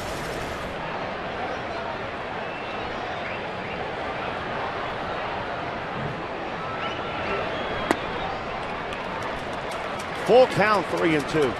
You've said many times you're not a big believer in pitch count, but there have been so many times over the seasons where after a game where you thought, gee, he sure could have completed that. Why did they have to go to the bullpen? And I know the fans think the same thing, as Russell Martin now is 3 for 3. But almost every pitching coach you ask about that, they'll say, yeah, sure, he could have completed the game. But then when we get to August and September, we feel like the arms just aren't fresh if we let them stay in the game the way we probably would like to. Well, there's certain times, yes, I believe that you should take him out if you're going 8 innings and you're up 7-1. You got to feel confident up with your bullpen to hold a 6-run lead. But if you're in a good game, a 3-2 game, and you're still manageable pitch count, I see no reason why you would take the guy out if he's throwing the ball well, even if you have a dominant bullpen.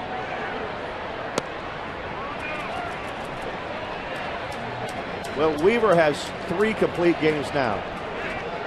None up until this season.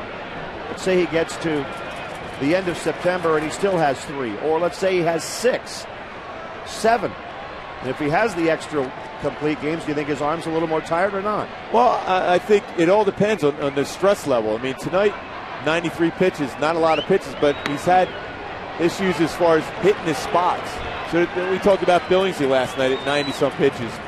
That's a stressful 90 as compared to sometimes you can throw 130 pitches and cruise. It all depends, and that's what the feel for your pitching coach and the manager becomes so important. When is he maxing out his arm, or when is he able to just cruise and hit his spots? Matt Kemp strokes one through the left side. Well, he's not cruising right now, that's for sure, Gibby. Talking about Jared Weaver. Now you're dealing with a guy with a lot of career infield hits, a guy that bunts a lot. You're going to deal with the bunt. So you're right, it's not hitting his spots. I mean, but Jared's been so good for so long this year that you're going to have these games in which your command isn't there. And when you make a mistake, they get hits with it. The Dodgers have 10 hits tonight. And now Juan Pierre.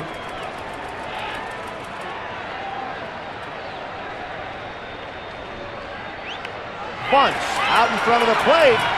Figgins throws him out, but Pierre moves the runners up. He'll get credit for a sacrifice bunt, and the Dodgers have runners at second and third with one out. And Rafael Percal coming up. Real good bunt, too, by Juan Pierre. Laid down, made a third baseman field. That's what you want to do in that spot to be able to advance the runners to second and third. Mike Scioscia coming out, probably it. Yeah, it's going to be it for Jared. So the drama ends for the parents, at least half of it anyway, as Jared leaves the game in the sixth inning, trailing 5-2.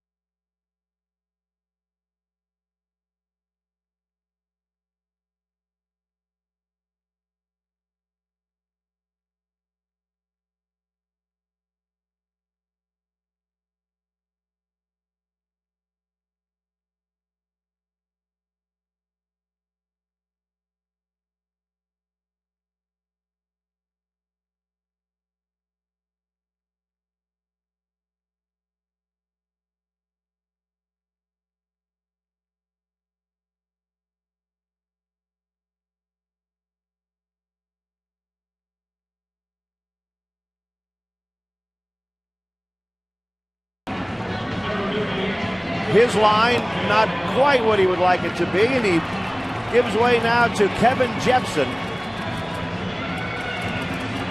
Kevin Jepson with that good power fastball, 94 to 96 miles an hour, sometimes at 97 mile an hour fastball. Great curveball. This is a spot where Jepson needs that strikeout. Big point of the game for the Angels to stay involved in this game. Got to get through this inning. Don't want to fall too far behind. Dodgers with a very good bullpen, and the way Jeff Weaver's been throwing, it's going to be tough to come back. Second and third with one out, so Jepson's in a tough spot with Percal at the plate.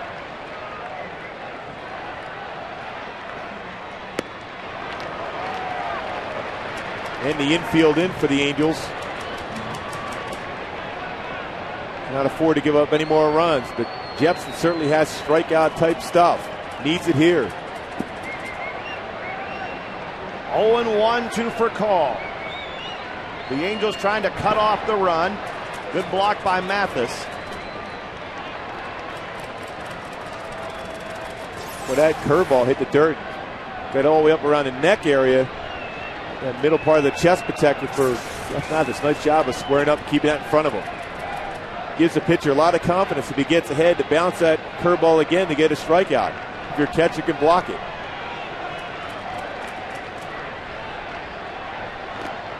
It got away from him that time, and that'll score another run. Martin scores from third, 6-2 Dodgers. That ball is just exploding off the ground on Jeff Mathis. Well, and as a catcher, the only thing you can do is try to get your body in front because you don't really know how it's going to spin. And Howard's replay saw that ball spin right around the home plate area, went right up and hit him around the mask. There's nothing you can do as a catcher sometimes when a breaking pitch overthrown, and it hits the dirt. Now it's 2-1 to Fracall, who fouls one straight back, 2-2.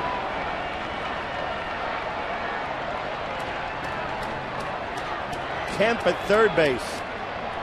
Still only one out.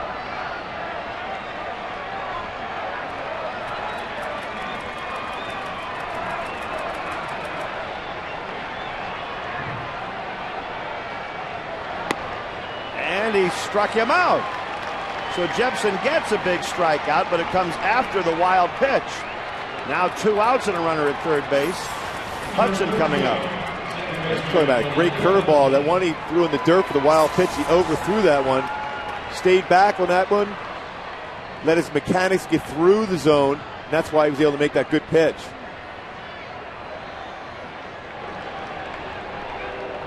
Here is Hudson. 0-1. That run on the wild pitch was charged to Weaver, so he's been charged with all 6 on 10 hits in 5 1/3 tonight.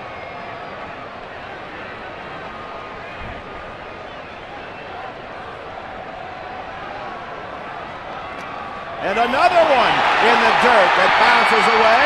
The throw home and out at the plate. Matt Kemp is cut down trying to score, with Jepson covering home. We go to the bottom of the 6th. The Dodgers settle for 1 run in the inning. He practiced that all spring training long. Good job by Jepson being there. Good throw by Mathis.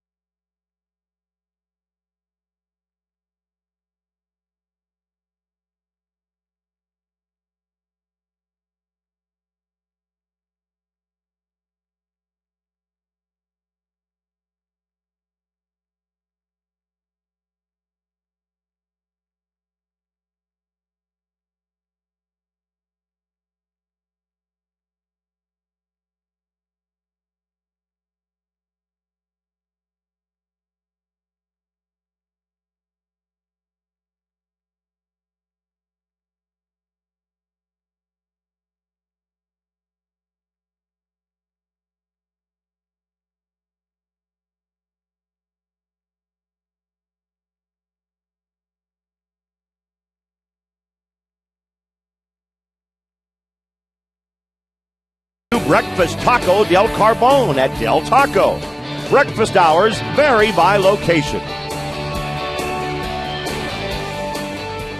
Well, there's been some strange, unusual weather around here today, but it hasn't affected the ball game at all. As we get to the bottom of the 6th, the top of the order for the Angels to face Jeff Weaver, who now leads it by 4.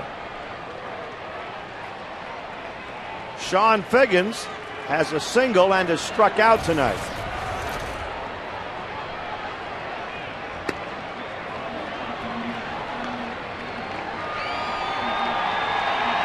1-0.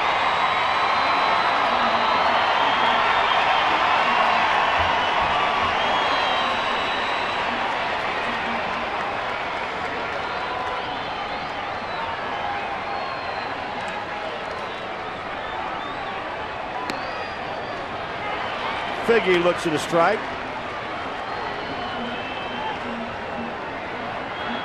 And Carl's Jr. top averages since May 30th. Joe Mauer, 417. Sean Figgins just behind a 403. And Vlad, 353. It's a shocker to see Ichiro's name in there. Yeah, I never would have thought that. No. He's only been hitting about 350 all year. 2-1 to Figgins. Meanwhile, in San Francisco, the Texas Rangers and the San Francisco Giants are tied at 1 in the 6th inning. The Rangers came in tonight with a half-game lead over the Angels. Figgy slaps one foul, strike 2.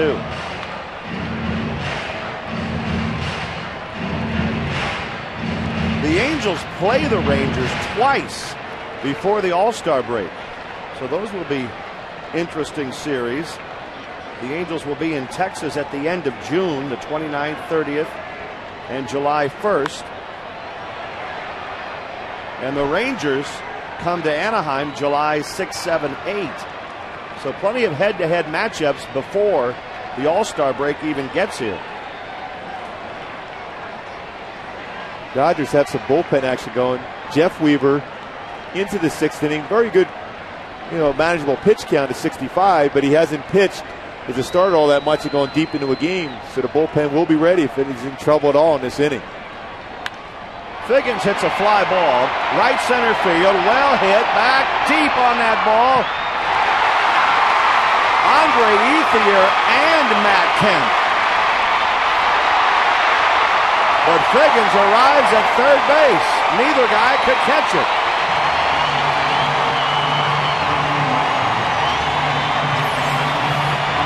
Well, that ball was hit far from Sean Figgins. Ethier got it back in time, but unable to make the play. But right out of the batter's box, Sean Figgins is thinking triple. Matt Kemp did a good job as far as getting that ball in. It was a pretty close play at third base for Paul, but a strong arm. He had a shot at him at third. A great job by Matt Kemp. Strong throw into for Call. Close play at third, but a triple. Sean Figgins continues to swing it. With the little guy, Figgins, hitting that ball, I think the carry might have surprised Ethier a little bit. Here comes Joe Torre. Yep, here comes Torre. Just that one shot to the wall might be the signal to Joe that it's time to go get Jeff Weaver. And that will be it for Jeff. Pretty good outing for Jeff Weaver. 5+ innings tonight. And the parents can finally relax.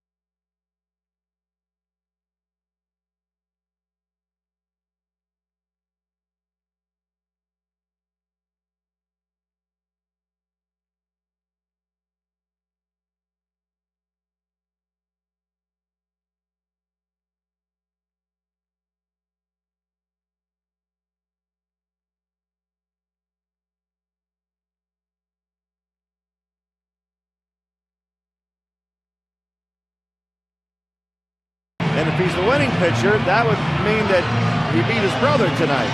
Pretty much stayed on course as far as his starts.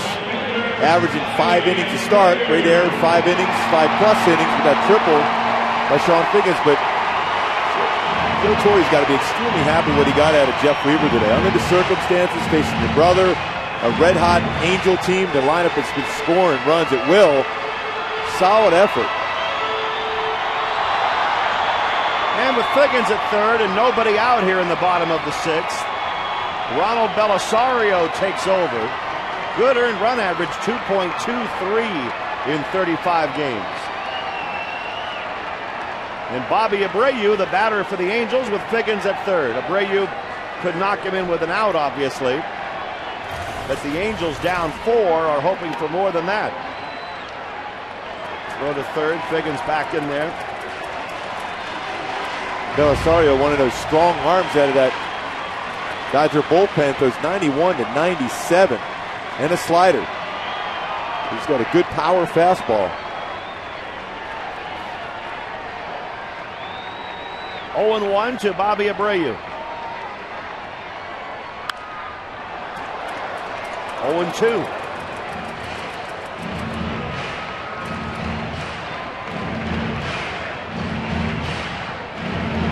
Abreu hitting .301. He's 1 for 2 tonight with a single, first time up. Yeah, on the count 0-2, the infield playing back will give up the run, so Bobby just has to put this ball in play at the very least to at least get the run across.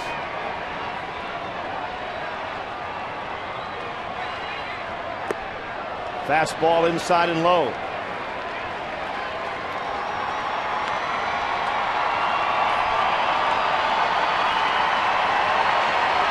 Rich Thompson and Jason Bolger getting ready for the Angels.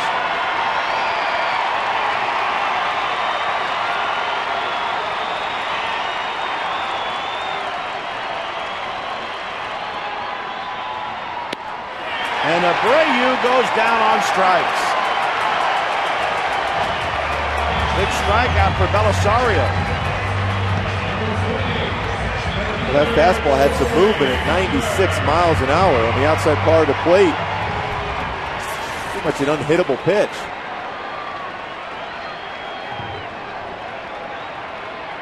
One out, Torrey Hunter in the same situation now at the infield back. Torrey takes ball 1.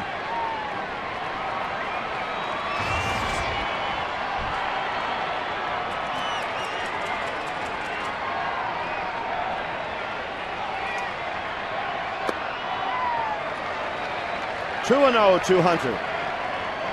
With Vlad Guerrero, who is 2 for 2 tonight, on deck. Vladdy getting ready.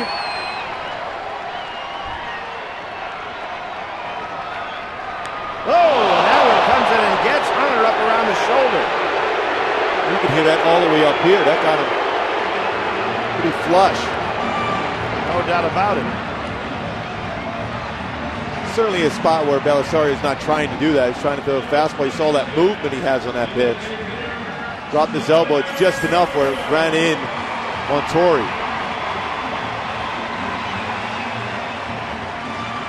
Fastball right in the shoulder area.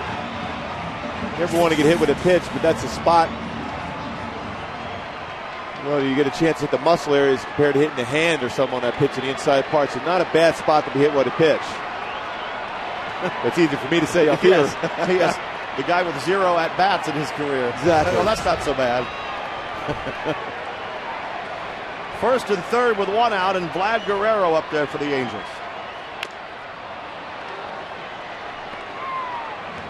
Vladdy has 2 base hits tonight.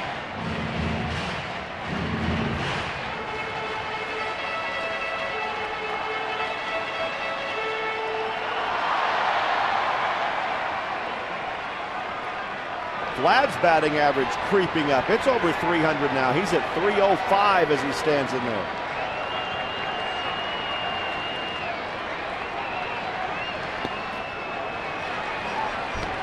One ball, 1 strike to Guerrero. The Angels have Figgins at third and Hunter at first, trying to cut into this 4-run Dodger lead in the 6th.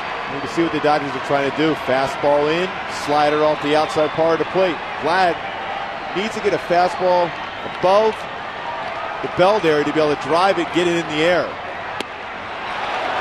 Belisario would love to get a strikeout, or even better, a double play, of course. See that sinker down in the zone. With all that movement, difficult pitch to be able to center up and hit in the air. He's got to bring that sinker up in the zone to be successful against it.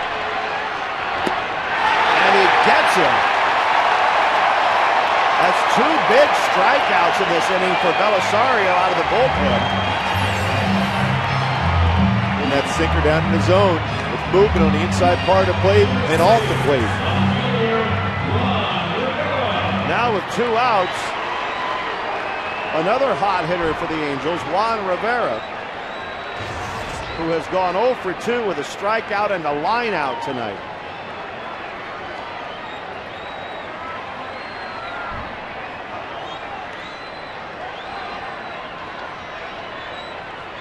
'26-year-old Ronald Belisario has done a good job so far for the Dodgers.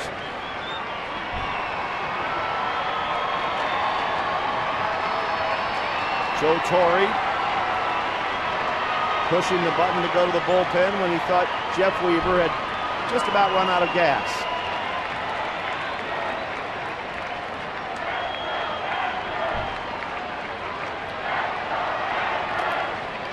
Oh and 1.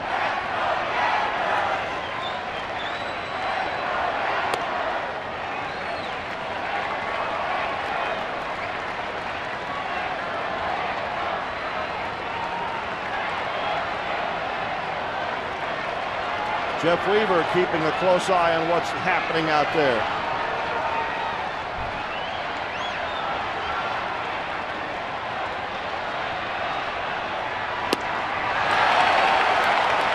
You have to be impressed with the array of pitches Belisario has brought out there, Goody. Yeah, with that movement and that velocity on the fastball.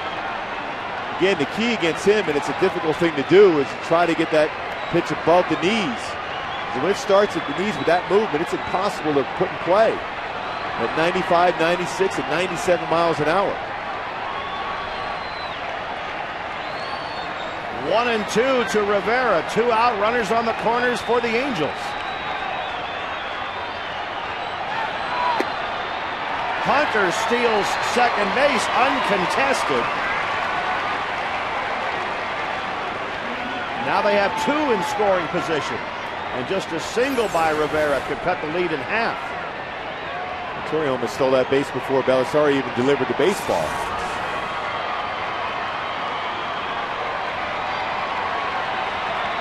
Two balls, 2 strikes to Juan Rivera.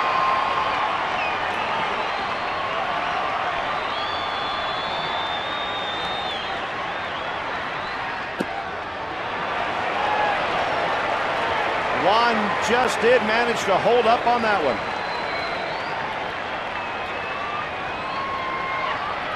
What if Juan could somehow get on base with Kendry Morales on deck? He's a good low ball hitter. Belisario with that good hard fastball down in his zone. It's a good matchup for Kendry. 3 and 2 to Rivera. Foul ball.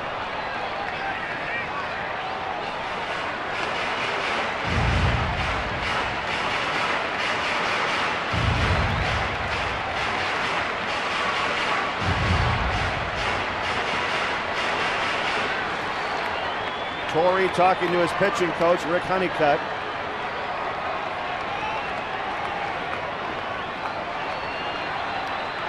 Full count, 3 and 2. He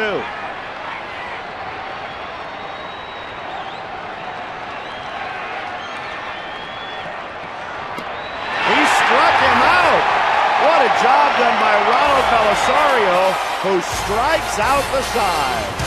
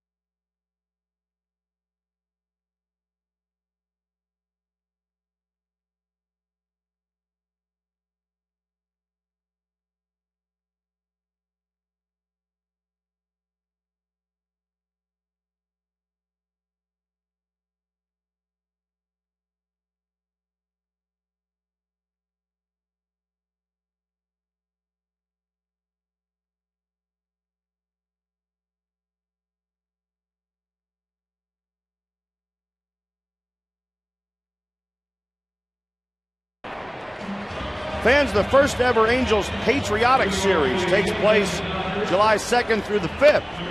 On July 2nd, the U.S. Navy Leapfrogs will be parachuting into Angel Stadium. Friday's game features a C-17 pregame flyover and postgame Big Bang fireworks. Saturday night, there will be a pregame flyover by Black Hawk helicopters, followed by a patriotic 4th of July fireworks show. The series concludes July 5th with a pregame concert and barbecue at the Big A, presented by Go Country. Go to angelsbaseball.com if you missed any of that. I'm looking forward to a couple flyovers. Should be great. It usually is, especially as high as we are. Sometimes it feels like they're coming right at us. It is scary sometimes. But it's 4th of July's favorite time of the year. That's a time of the season in baseball where the true contenders are going to be there, and the teams that started off well kind of fall back at that point. It's 2-0 to Orlando Hudson, facing Rich Thompson here in the 7th inning. And there's a high fly ball hit into center field.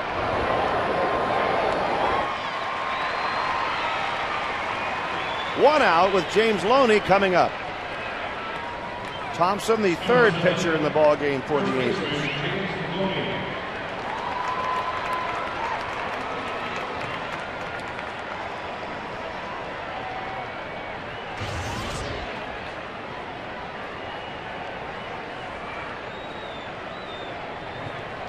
The Dodgers have 10 hits tonight.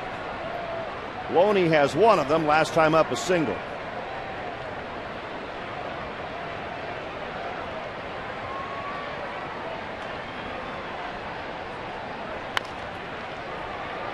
Behind the bag, Kendry Morales makes the play.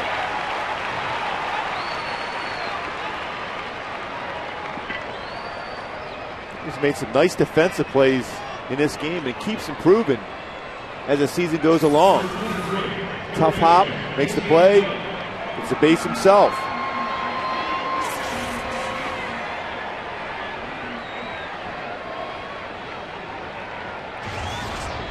Casey Blake up there now.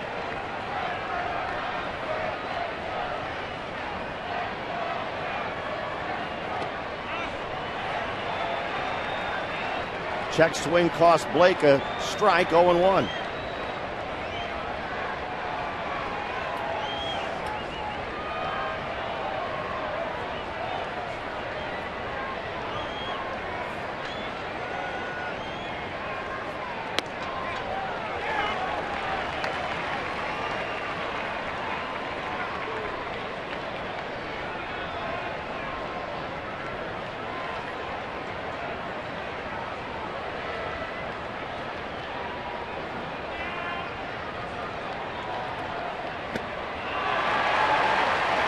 Rich Thompson has a great inning, getting the Dodgers in order, and we've reached the 7th inning stretch at the Big A.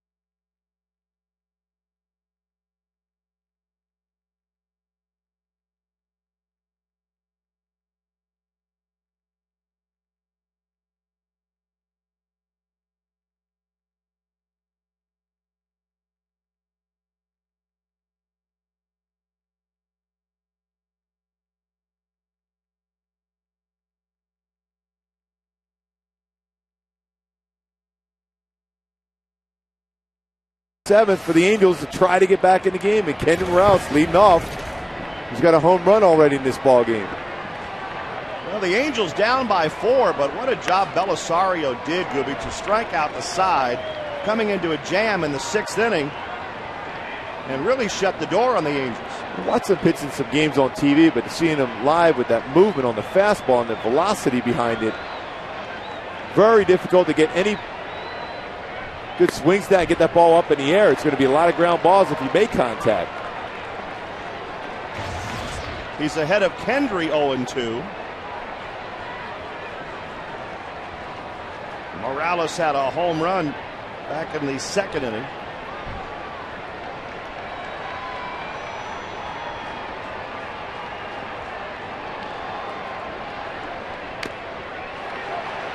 Just does stay alive up there.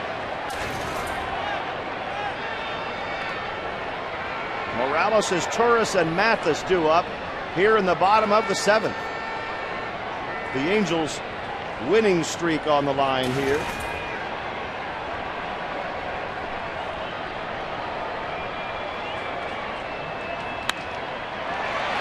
And Morales starts the 7th with a base hit. We're talking about the job Belisario did in the 6th. And look at that movement on the outside part of the plate on Bobby Abreu. That sink action on Vlad, the same pitch. Juan Rivera, who's been red hot. They look like the exact same pitch, didn't they, to Vladdy and to Rivera? He's a hitter. You see that ball, middle part of the plate, then all of a sudden the bottom drops off, and it's at 95 and 96. That is a true power sinker. The mold of a Kevin Brown.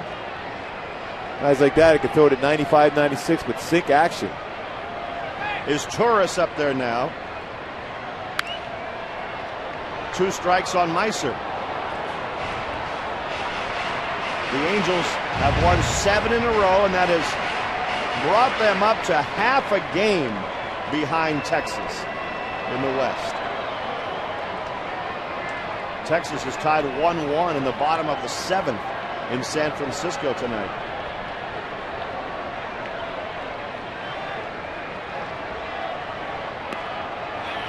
And another strikeout for Belisario as he gets his Torres.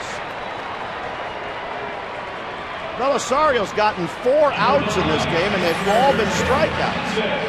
Yeah, fastball really not even ever in the strike zone, but with that movement, I'll tell you what, his fastball command and movement is outstanding.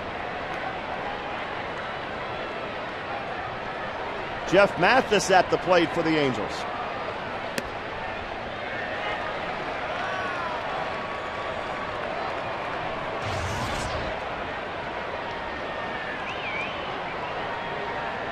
Jeff's 0 for 2 tonight.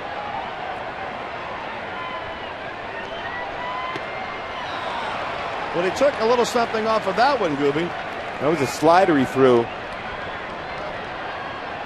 Kind of a hanging slider, but after seeing all those fastballs at 95 and 96 with that movement, that's a tough pitch to handle.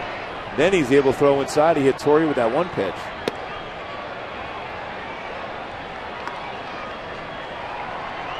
One and 2 to Mathis.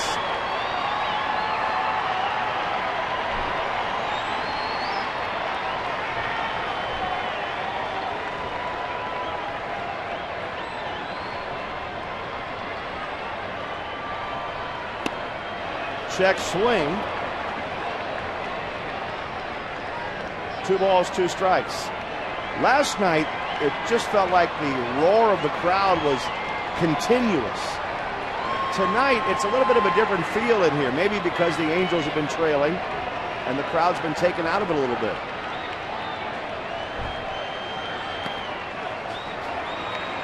Full count, 3 and 2. Well, you wonder, with all the movement on this pitches by Belisario, if you just take this pitch, could he throw for a strike? Obviously, a hitter you're going to try to protect with 2 strikes. You need base runners in this spot with Ibarra on deck. You need base runners to get back in the game, and all of a sudden you will see the crowd get into it again. He struck him out looking. I don't know if Mathis was following what you just said, but he didn't pull the trigger and gets called out on strikes. This pitch was a little bit higher up in the strike zone with movement that it brought around the knee area. Fastball the outside part of the plate, hits his spot. He tries to pick off Morales there, Russell Martin does. So he's gotten 5 outs, all of them strikeouts. That's quite a relief appearance. Now Eric Ibar up there for the Angels. Jeff Weaver certainly liked what he saw out of him last inning. Jeff left with the man on third with no outs, and that run didn't even come across. Just helped out his ERA. Jeff going 5+. Jared went 5 into third.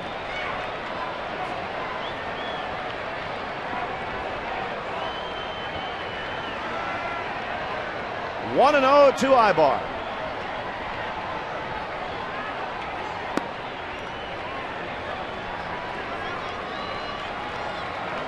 Martin going out for a quick word with Belisario.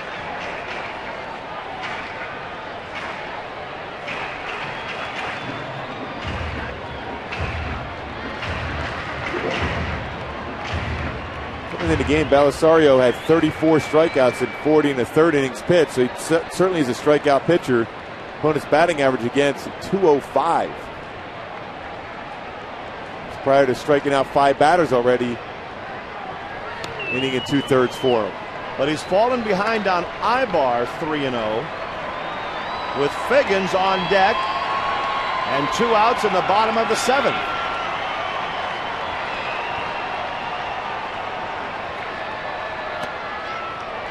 Now 2 men on.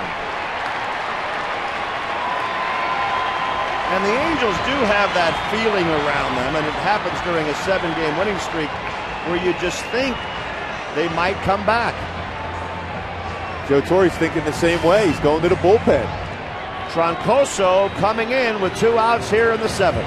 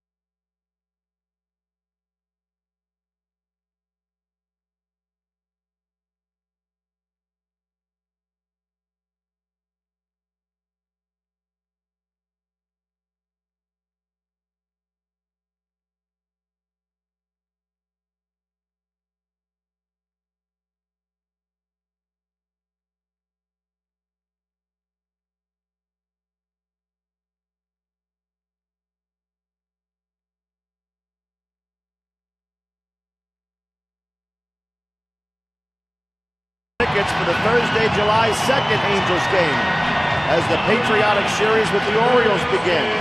As you walk through the gates of the Big A, the second ever Rally Monkey Tie Beanie Baby will be given away to all fans in attendance, courtesy of the OC Fair. There it is. There are seats available. You can get them at angelsbaseball.com. Saw that yesterday. We got one of those. They're pretty cool. Troncoso, very good too. Look at that ERA. Another solid power arm out of the bullpen for Joe Torre. He throws 91 to 95. He's got a very good curveball to boot. And we'll mix in a changeup. So with 2 on and 2 out, Figgins at the plate for the Angels. And he takes outside, ball 1.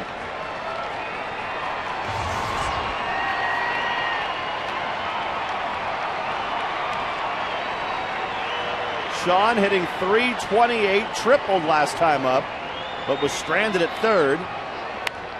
And fouls that one away. 1 ball, 1 strike.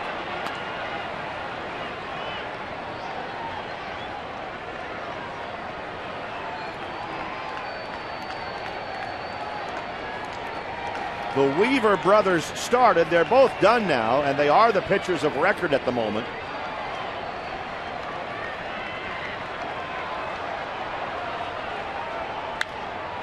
Figgy hits one to shortstop, and the Dodgers get the out at second base. The Angels leave 2 stranded in the 7th and still trail it by 4.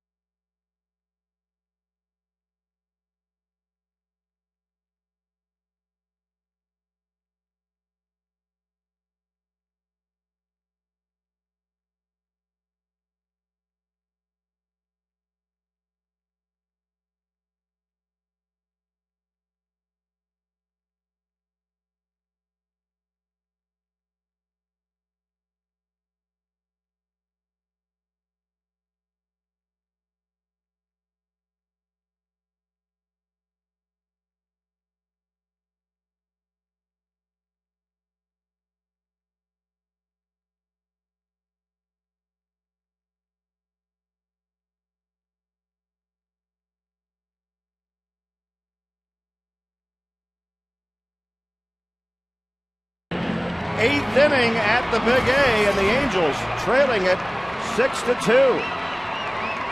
Angel fans on Tuesday, July 7th, all fans in attendance will receive a free Angels military-style hat, courtesy of Walt Disney's G-Force. This green hat has a distressed bill with Angels club lettering across the front. The Rangers will be in town. Log on to angelsbaseball.com to purchase your tickets.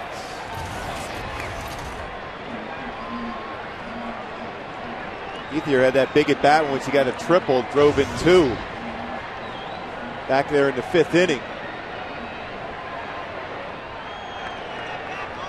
Andre Ethier leading off the 8th inning and hits the ball in the air down the left field line. A long run for Rivera, but a foul ball.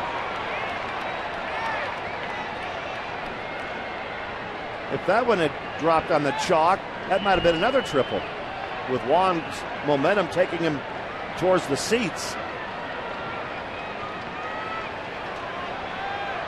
Looking back at that at bat by Ethier when he got the triple off of Jared Weaver with an open base and a right-hander Mark Loretta on deck, but you look at the success Jared has had against Ethier, that's why they went after him in that spot. But a lot of times with a lefty up, an open base against a right-handed pitcher, righty on deck, pitch around him. If you go with the track record, your success.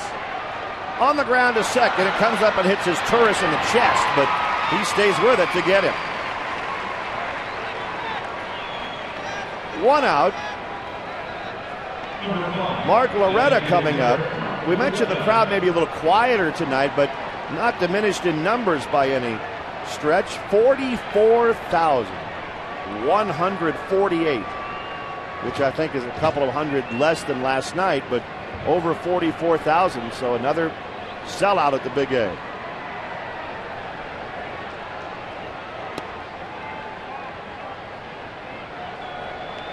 Ball one to Mark Loretta.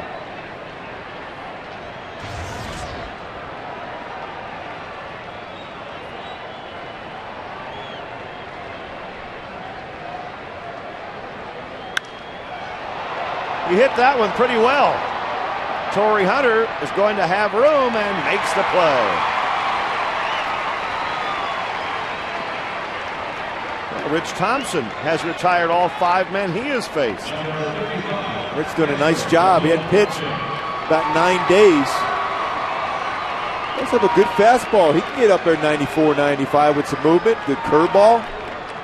And the arms are down there for the Indians down in the bullpen. It's all about getting that confidence going, the momentum, making some quality pitches.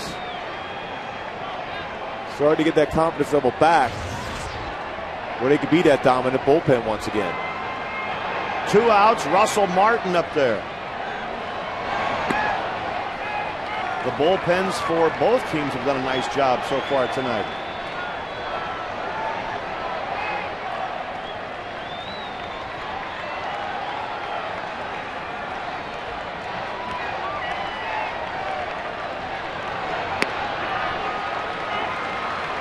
Thompson jumps ahead of Russell Martin, 0-2.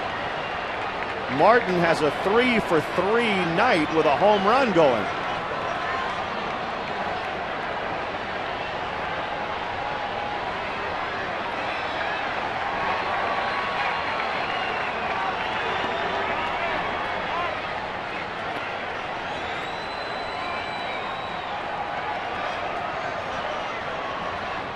One and two to Russell Martin.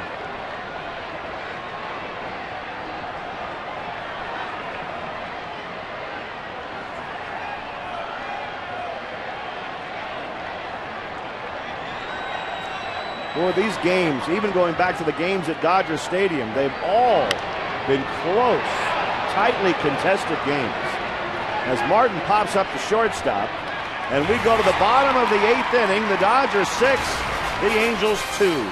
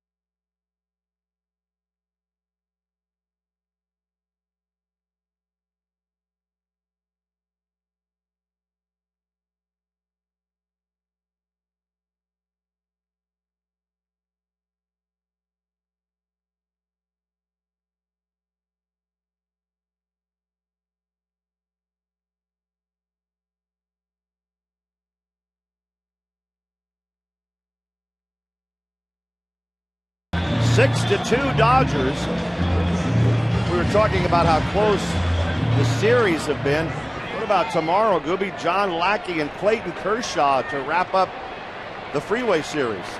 Kershaw with that good fastball and great curveball. John Lackey had his best velocity on his fastball his last time out, 92, 93, and an excellent curveball with 10 punch-outs. So it should be a great matchup.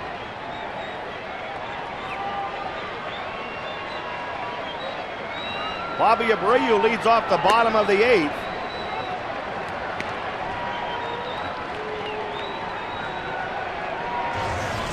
Bobby had an RBI single in the first inning. The Angels had a 2-0 lead in this one, but the Dodgers have scored 6 unanswered runs.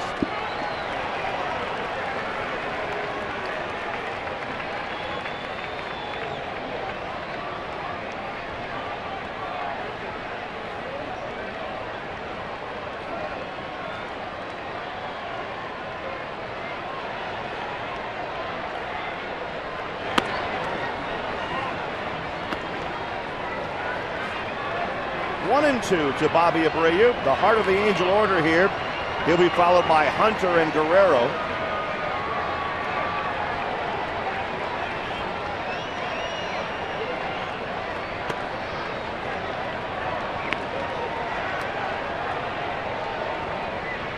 Two balls, 2 strikes.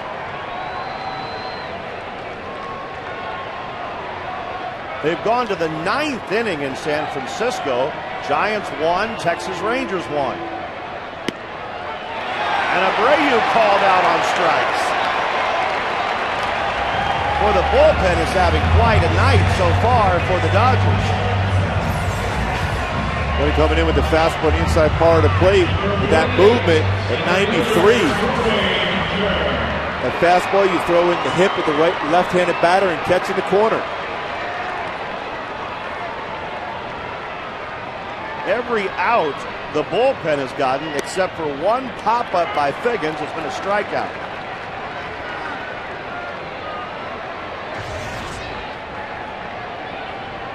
Oh, 0-1 to Torrey Hunter.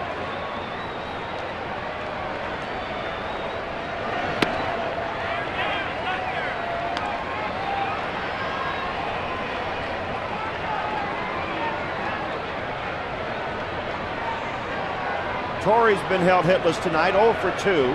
Hit by a pitch last time up.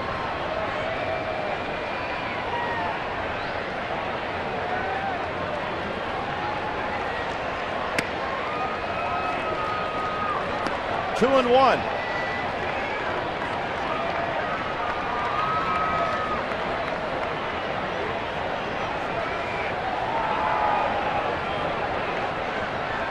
Torrey with an 11-game hitting streak on the line right here.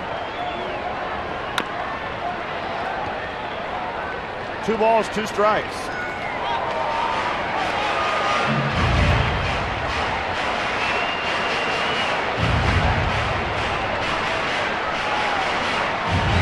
So 11 games for Torrey, 7 games for the Angels. Their winning streak very much on the line as well.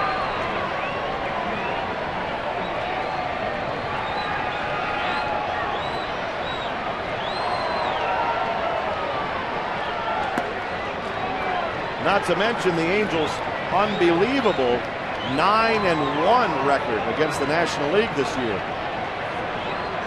Every once in a while you run into situations where you just run into some good pitching. And Jeff Weaver did a nice job. The bullpen has been dominant for the Dodgers in this game. Still 3-2 to Torrey Hunter.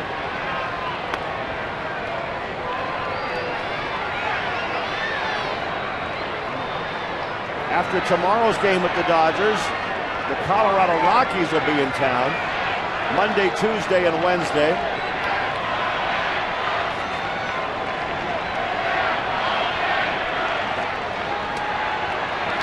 Hunter draws a 1-out walk. A nice at bat by Torrey Hunter. There were some tough pitches, but good movement. Finally was able to get a walk. Fouled off some tough pitches. He really got a pitch out over the plate in which he could get a good swing against him, but now he's on first base for Vlad. Vlad Guerrero at the plate.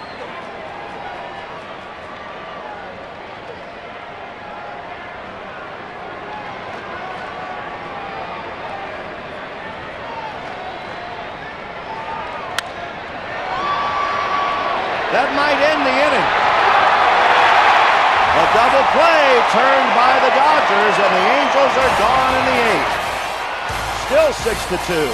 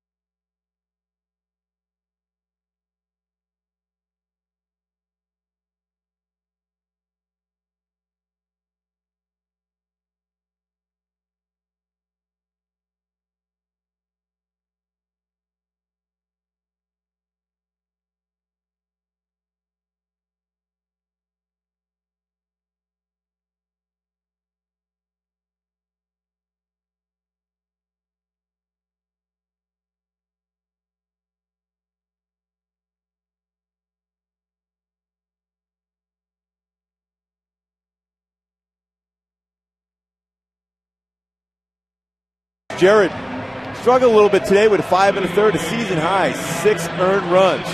And the 8th time in Major League history the two brothers face each other as starting pitchers. Get back to Jared. I think there was a couple pitches, too, that were borderline, could have been called a strike. The outcome could have been different for him.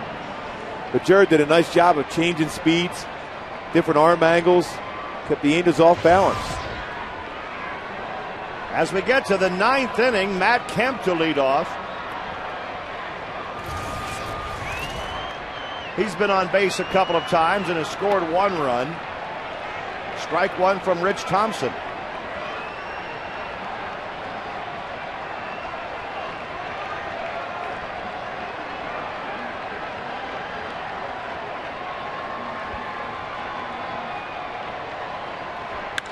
And a shot into left field, a base hit for Kemp. The 11th hit tonight for the Dodgers.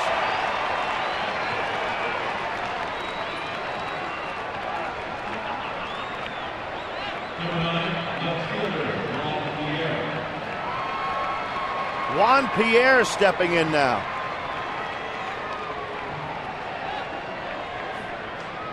Still with the score 6-2, you got to keep an eye on Matt Kemp.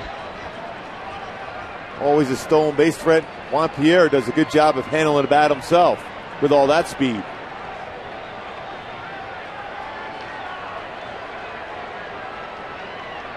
Thompson looks Kemp back to first base.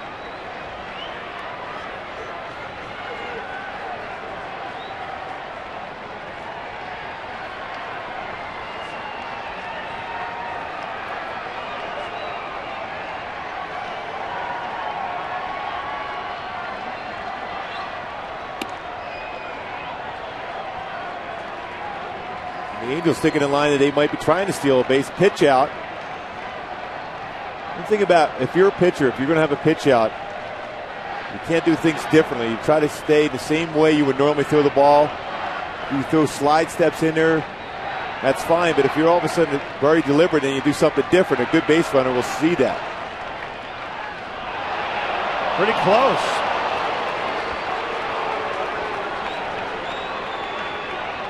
The Dodgers trying to get their interleague record up over 500, and they almost had Kemp picked off for first base. He was definitely leaning to go.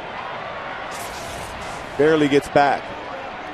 The Dodgers have gone 5-5 against the American League this year. But if they win tonight, they'll have 45 wins already. And their road record is pretty good too. It's 19-14. 25-10 at Dodger Stadium.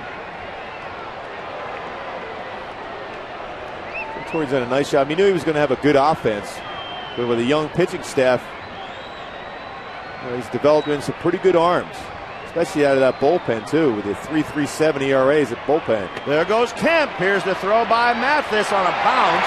Matt Kemp gets the stolen base.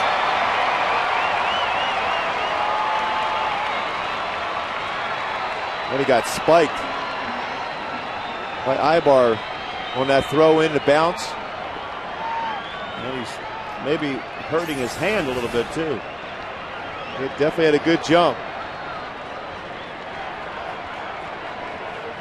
Definitely got spiked right there as he reached back and tried to hold on to the base. It's dangerous when you go head first sliding into a base.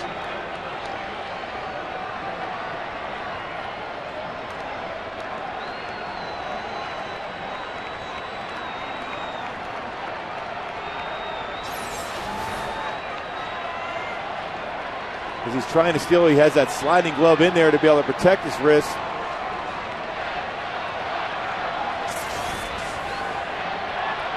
Three 3-0 to Pierre, now 3-1.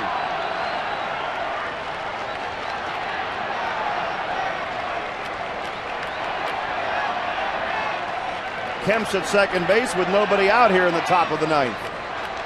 And he's sliding in there. He has the sliding glove with the left hand, but as he was sliding in, he's transferred over to his right hand, and that's where he ended up getting spiked, his left hand. The bunt popped up by Pierre. Full count. Coming sliding, you see it's in his left hand, and just as he's going over, he's transferred to his right hand, sliding in to be able to grab the base. As he held on to the base, Eric Ibar stepped on him. Now it's back in the left hand. Maybe we should have kept it in the left hand. As it turned out, yeah.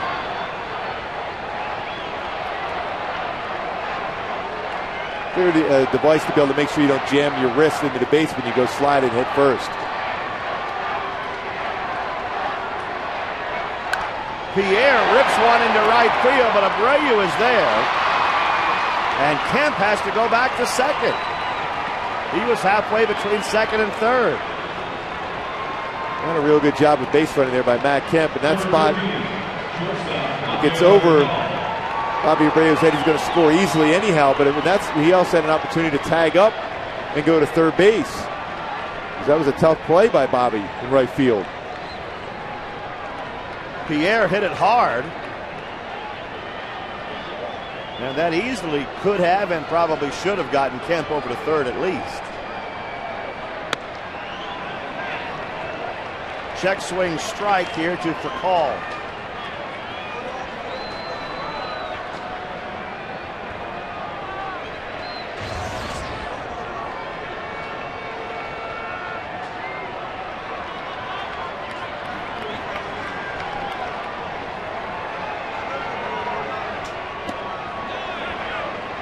This time, they say no swing. Bob Davidson, the third base umpire.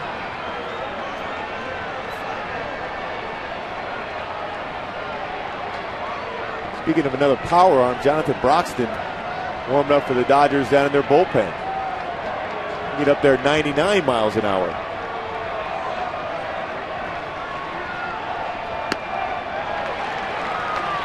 One and two.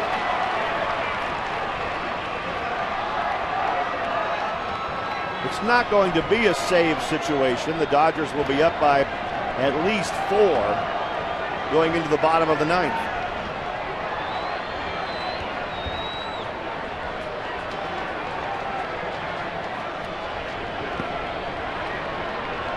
Two and two to Furcal.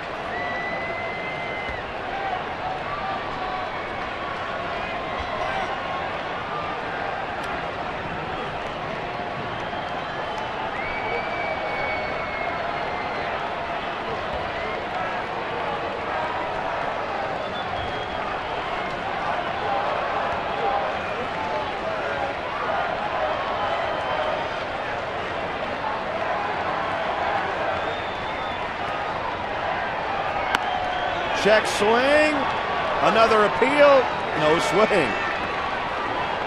Davidson can't take his eyes off of Furcal. Fastball up, Furcal going forward. That's pretty close. A lot closer than I thought originally. It's a full count now to Furcal. And there's ball 4. The Dodgers with 2 men on now with 1 out. And Scioscia's going to make a change right here. So Mike will take Rich Thompson out of the game with the Angels trailing it 6-2 in the top of the 9th inning.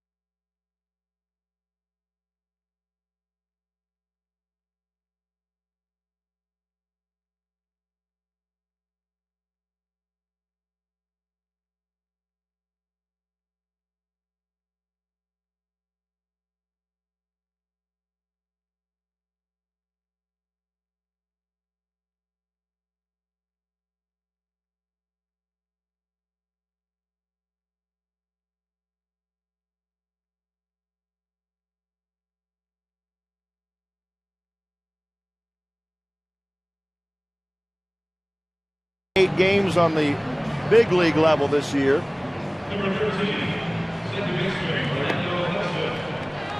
24-year-old right-hander.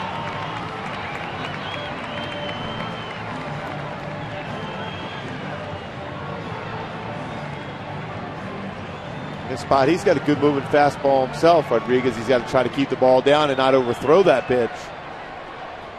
Also break a pitch and a changeup.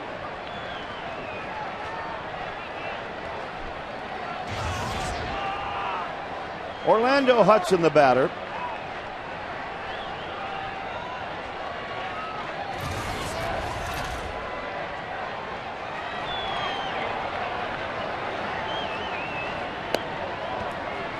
We mentioned the Colorado Rockies are coming in next.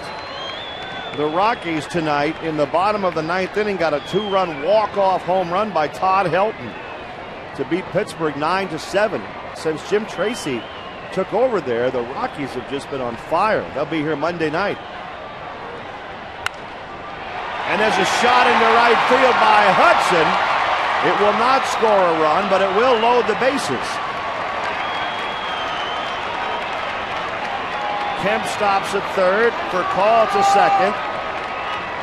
Bases loaded with 1 out, and Loney coming up. Hudson continues to swing the bat well against the Angels throughout his career. Center that baseball up for a base hit in the right field. Matt Kemp didn't get a good jump, had to wait to make sure that ball got through the infield.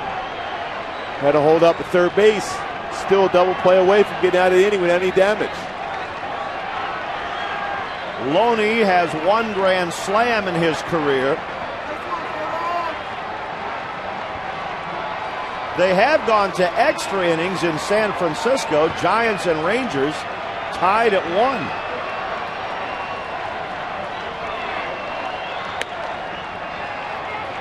Strike 1 to Loney. Loney's been good with the bases loaded this season. He has 17 of his RBIs coming with the bases loaded. He has 45 runs batted in altogether.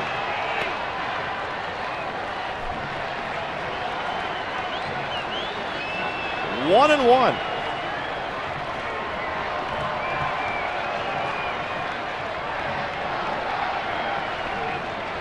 Bases loaded, 1 out.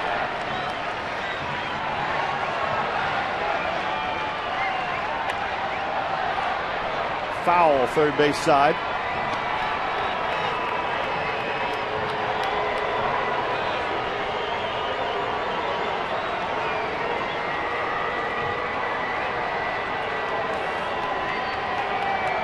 One and 2 to Loney.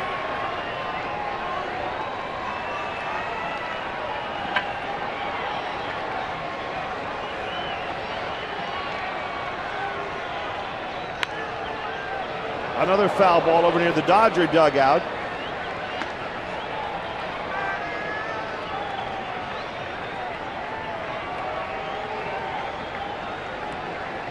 Things haven't gone Mike's way tonight, but the Angel fans still believing maybe bottom of the 9th. But if the Dodgers add on here, it would make it very difficult.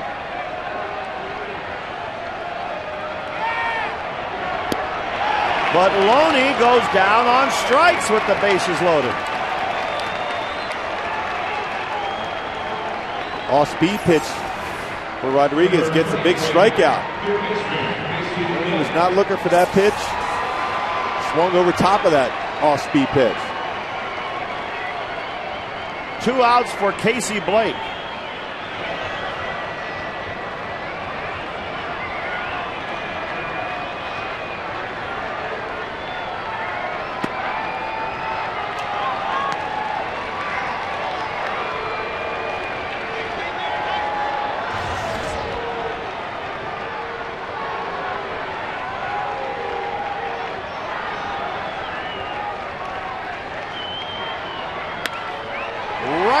To the second baseman is Torres, and the Dodgers leave him loaded in the top of the 9th. So it's 6-2 going to the bottom half.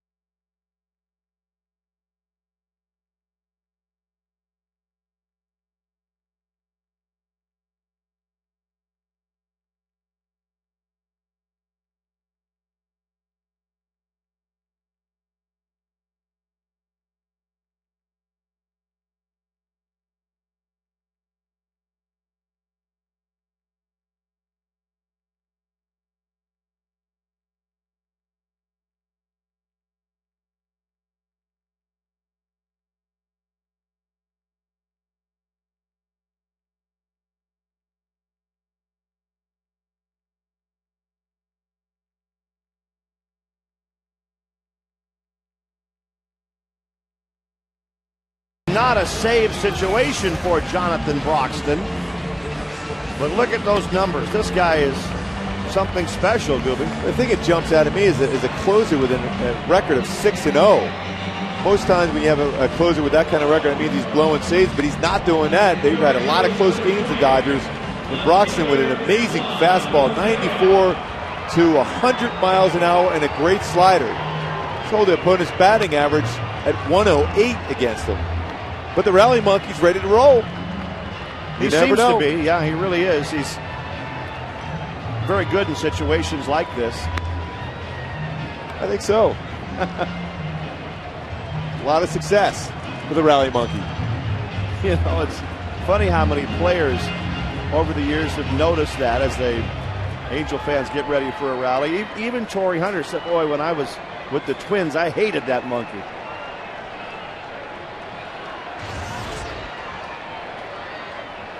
Juan Rivera stepping in to lead off the bottom of the ninth against Jonathan Broxton.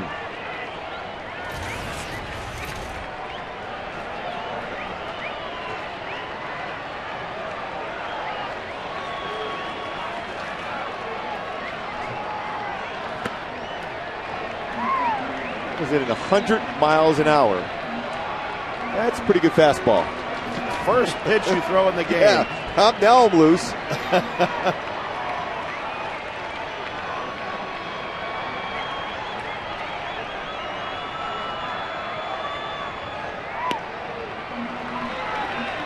Well, he's loose, but he's behind 2-0 on Rivera. Took a little something off that one, Goody. Yeah, just trying to aim it. Got for it a strike. 99. 99. Yeah.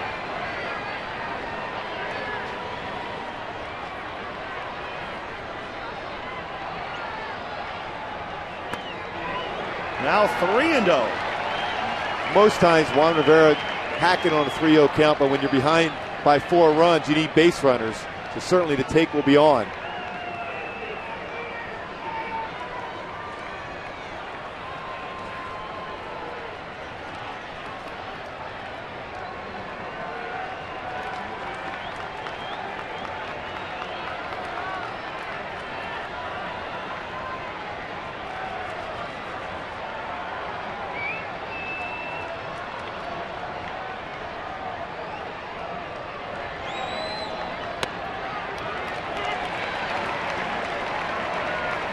An even 100 there for the first strike, 3-1.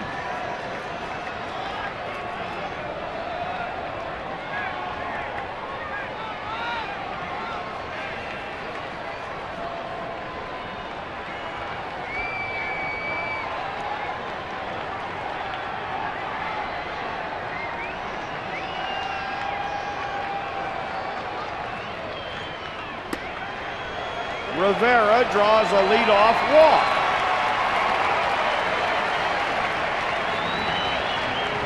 The Angels have a man on. Kendry Morales coming up.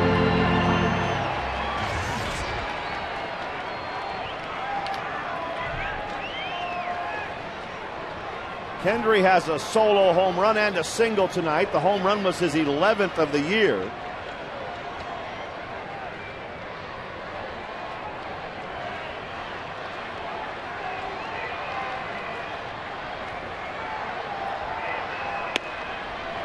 They give Rivera second base, so he takes it.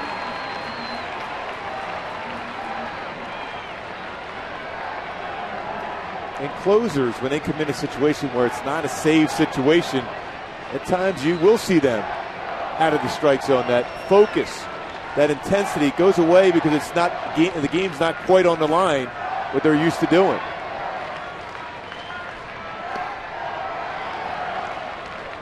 No advance by Rivera. No reason to take a chance right now with the Angels down by 4.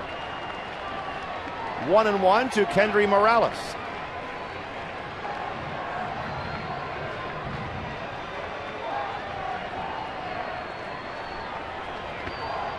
Six to 2 Dodgers in the bottom of the ninth. Belisario and Troncoso did tremendous jobs out of the Dodger bullpen. Broxton trying to follow that up.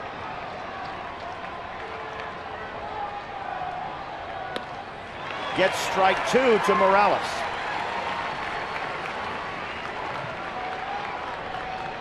First slider that Broxton has thrown, a good slider down and in on Kendry Morales.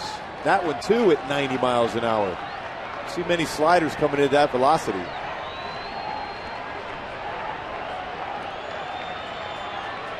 One ball, 2 strikes.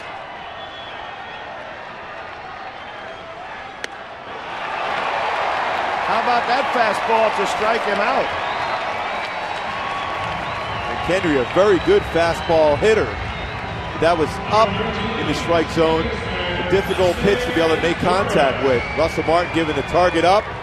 Jonathan Broxton hitting the target for a strikeout. 1 out. Meiser is Turris at the plate for the Angels.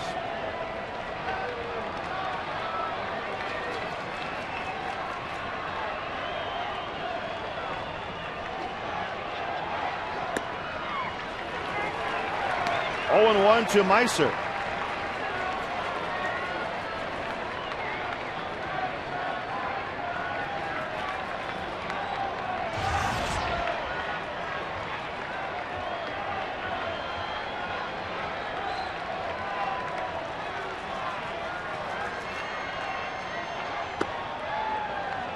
The Dodger bullpen alone has 7 strikeouts tonight. If things stay as they are, Jeff Weaver will be the winning pitcher and Jarrett will lose.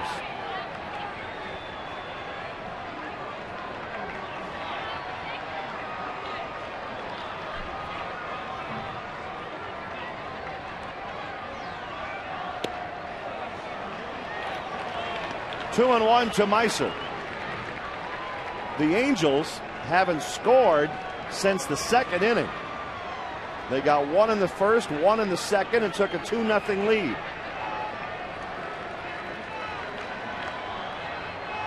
Gary Matthews has come out on deck,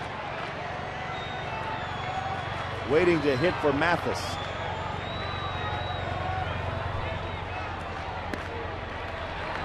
And it's 3-1 to his Turris.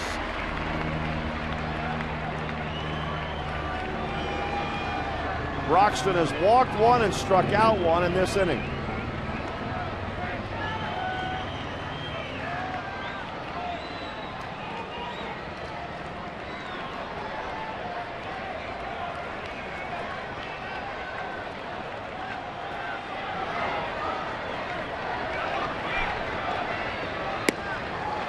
Full count now to his Turris. Amazing, you can be behind the count when you just aim this to relax and throw the fastball, still getting up there at 100 miles an hour for Broxton. If you got that kind of velocity, if you're a batter, you just got to put a piece of the bat on there and that ball will fly.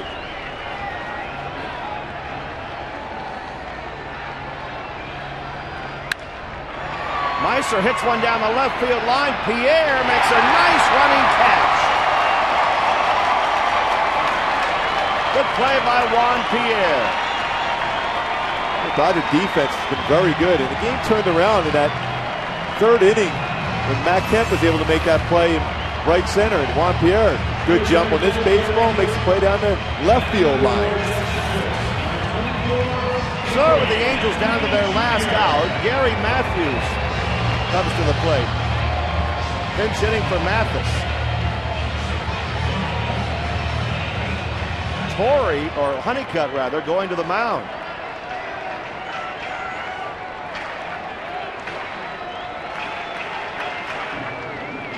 What would he be telling him here, Gooby? Well, sometimes when a pitch coach come out, will tell this is what the certain batter can hit and cannot hit. But that spot, Jonathan Broxton was out a couple games a few days ago. Maybe just checking health with Broxton. Because with a fastball at 100 miles an hour, I don't think you're going to try to tell him, hey, change speeds. Oh, you wouldn't think so. Thinking in the lines today, just rear back and let it go.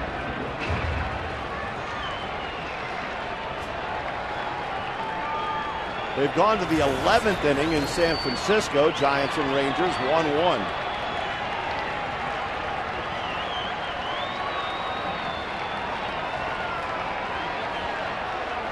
Matthews at the plate hitting .221.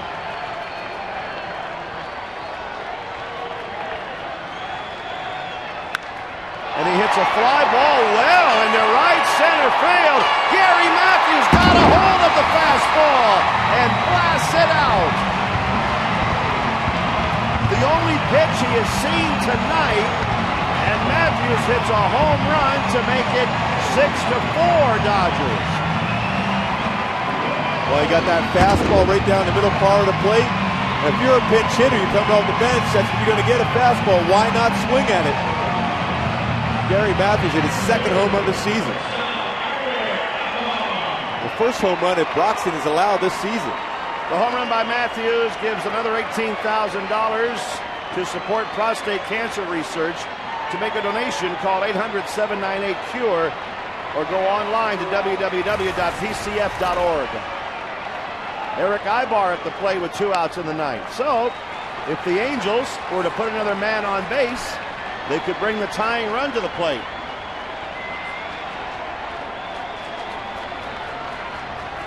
Oh, 0-1 to Ibar.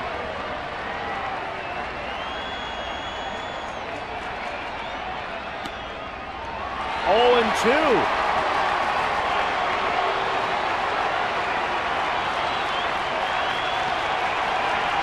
Gary Matthews with the blast into right center, getting the crowd back into the game for a moment.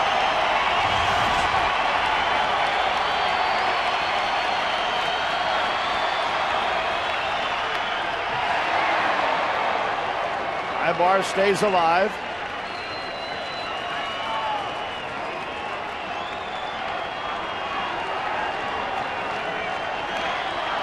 Still 0-2. The Angels down to their last strike, but fighting back.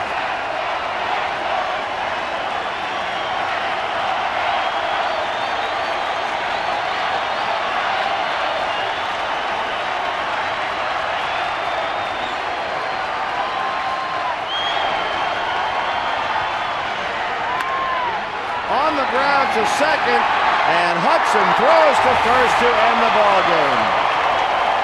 So the Angels come back with 2 runs in the bottom of the ninth, but lose it 6-4 to the Dodgers. With 3 home runs hit in today's game, a total of $54,000 has been raised in this game for prostate cancer research. To make a donation,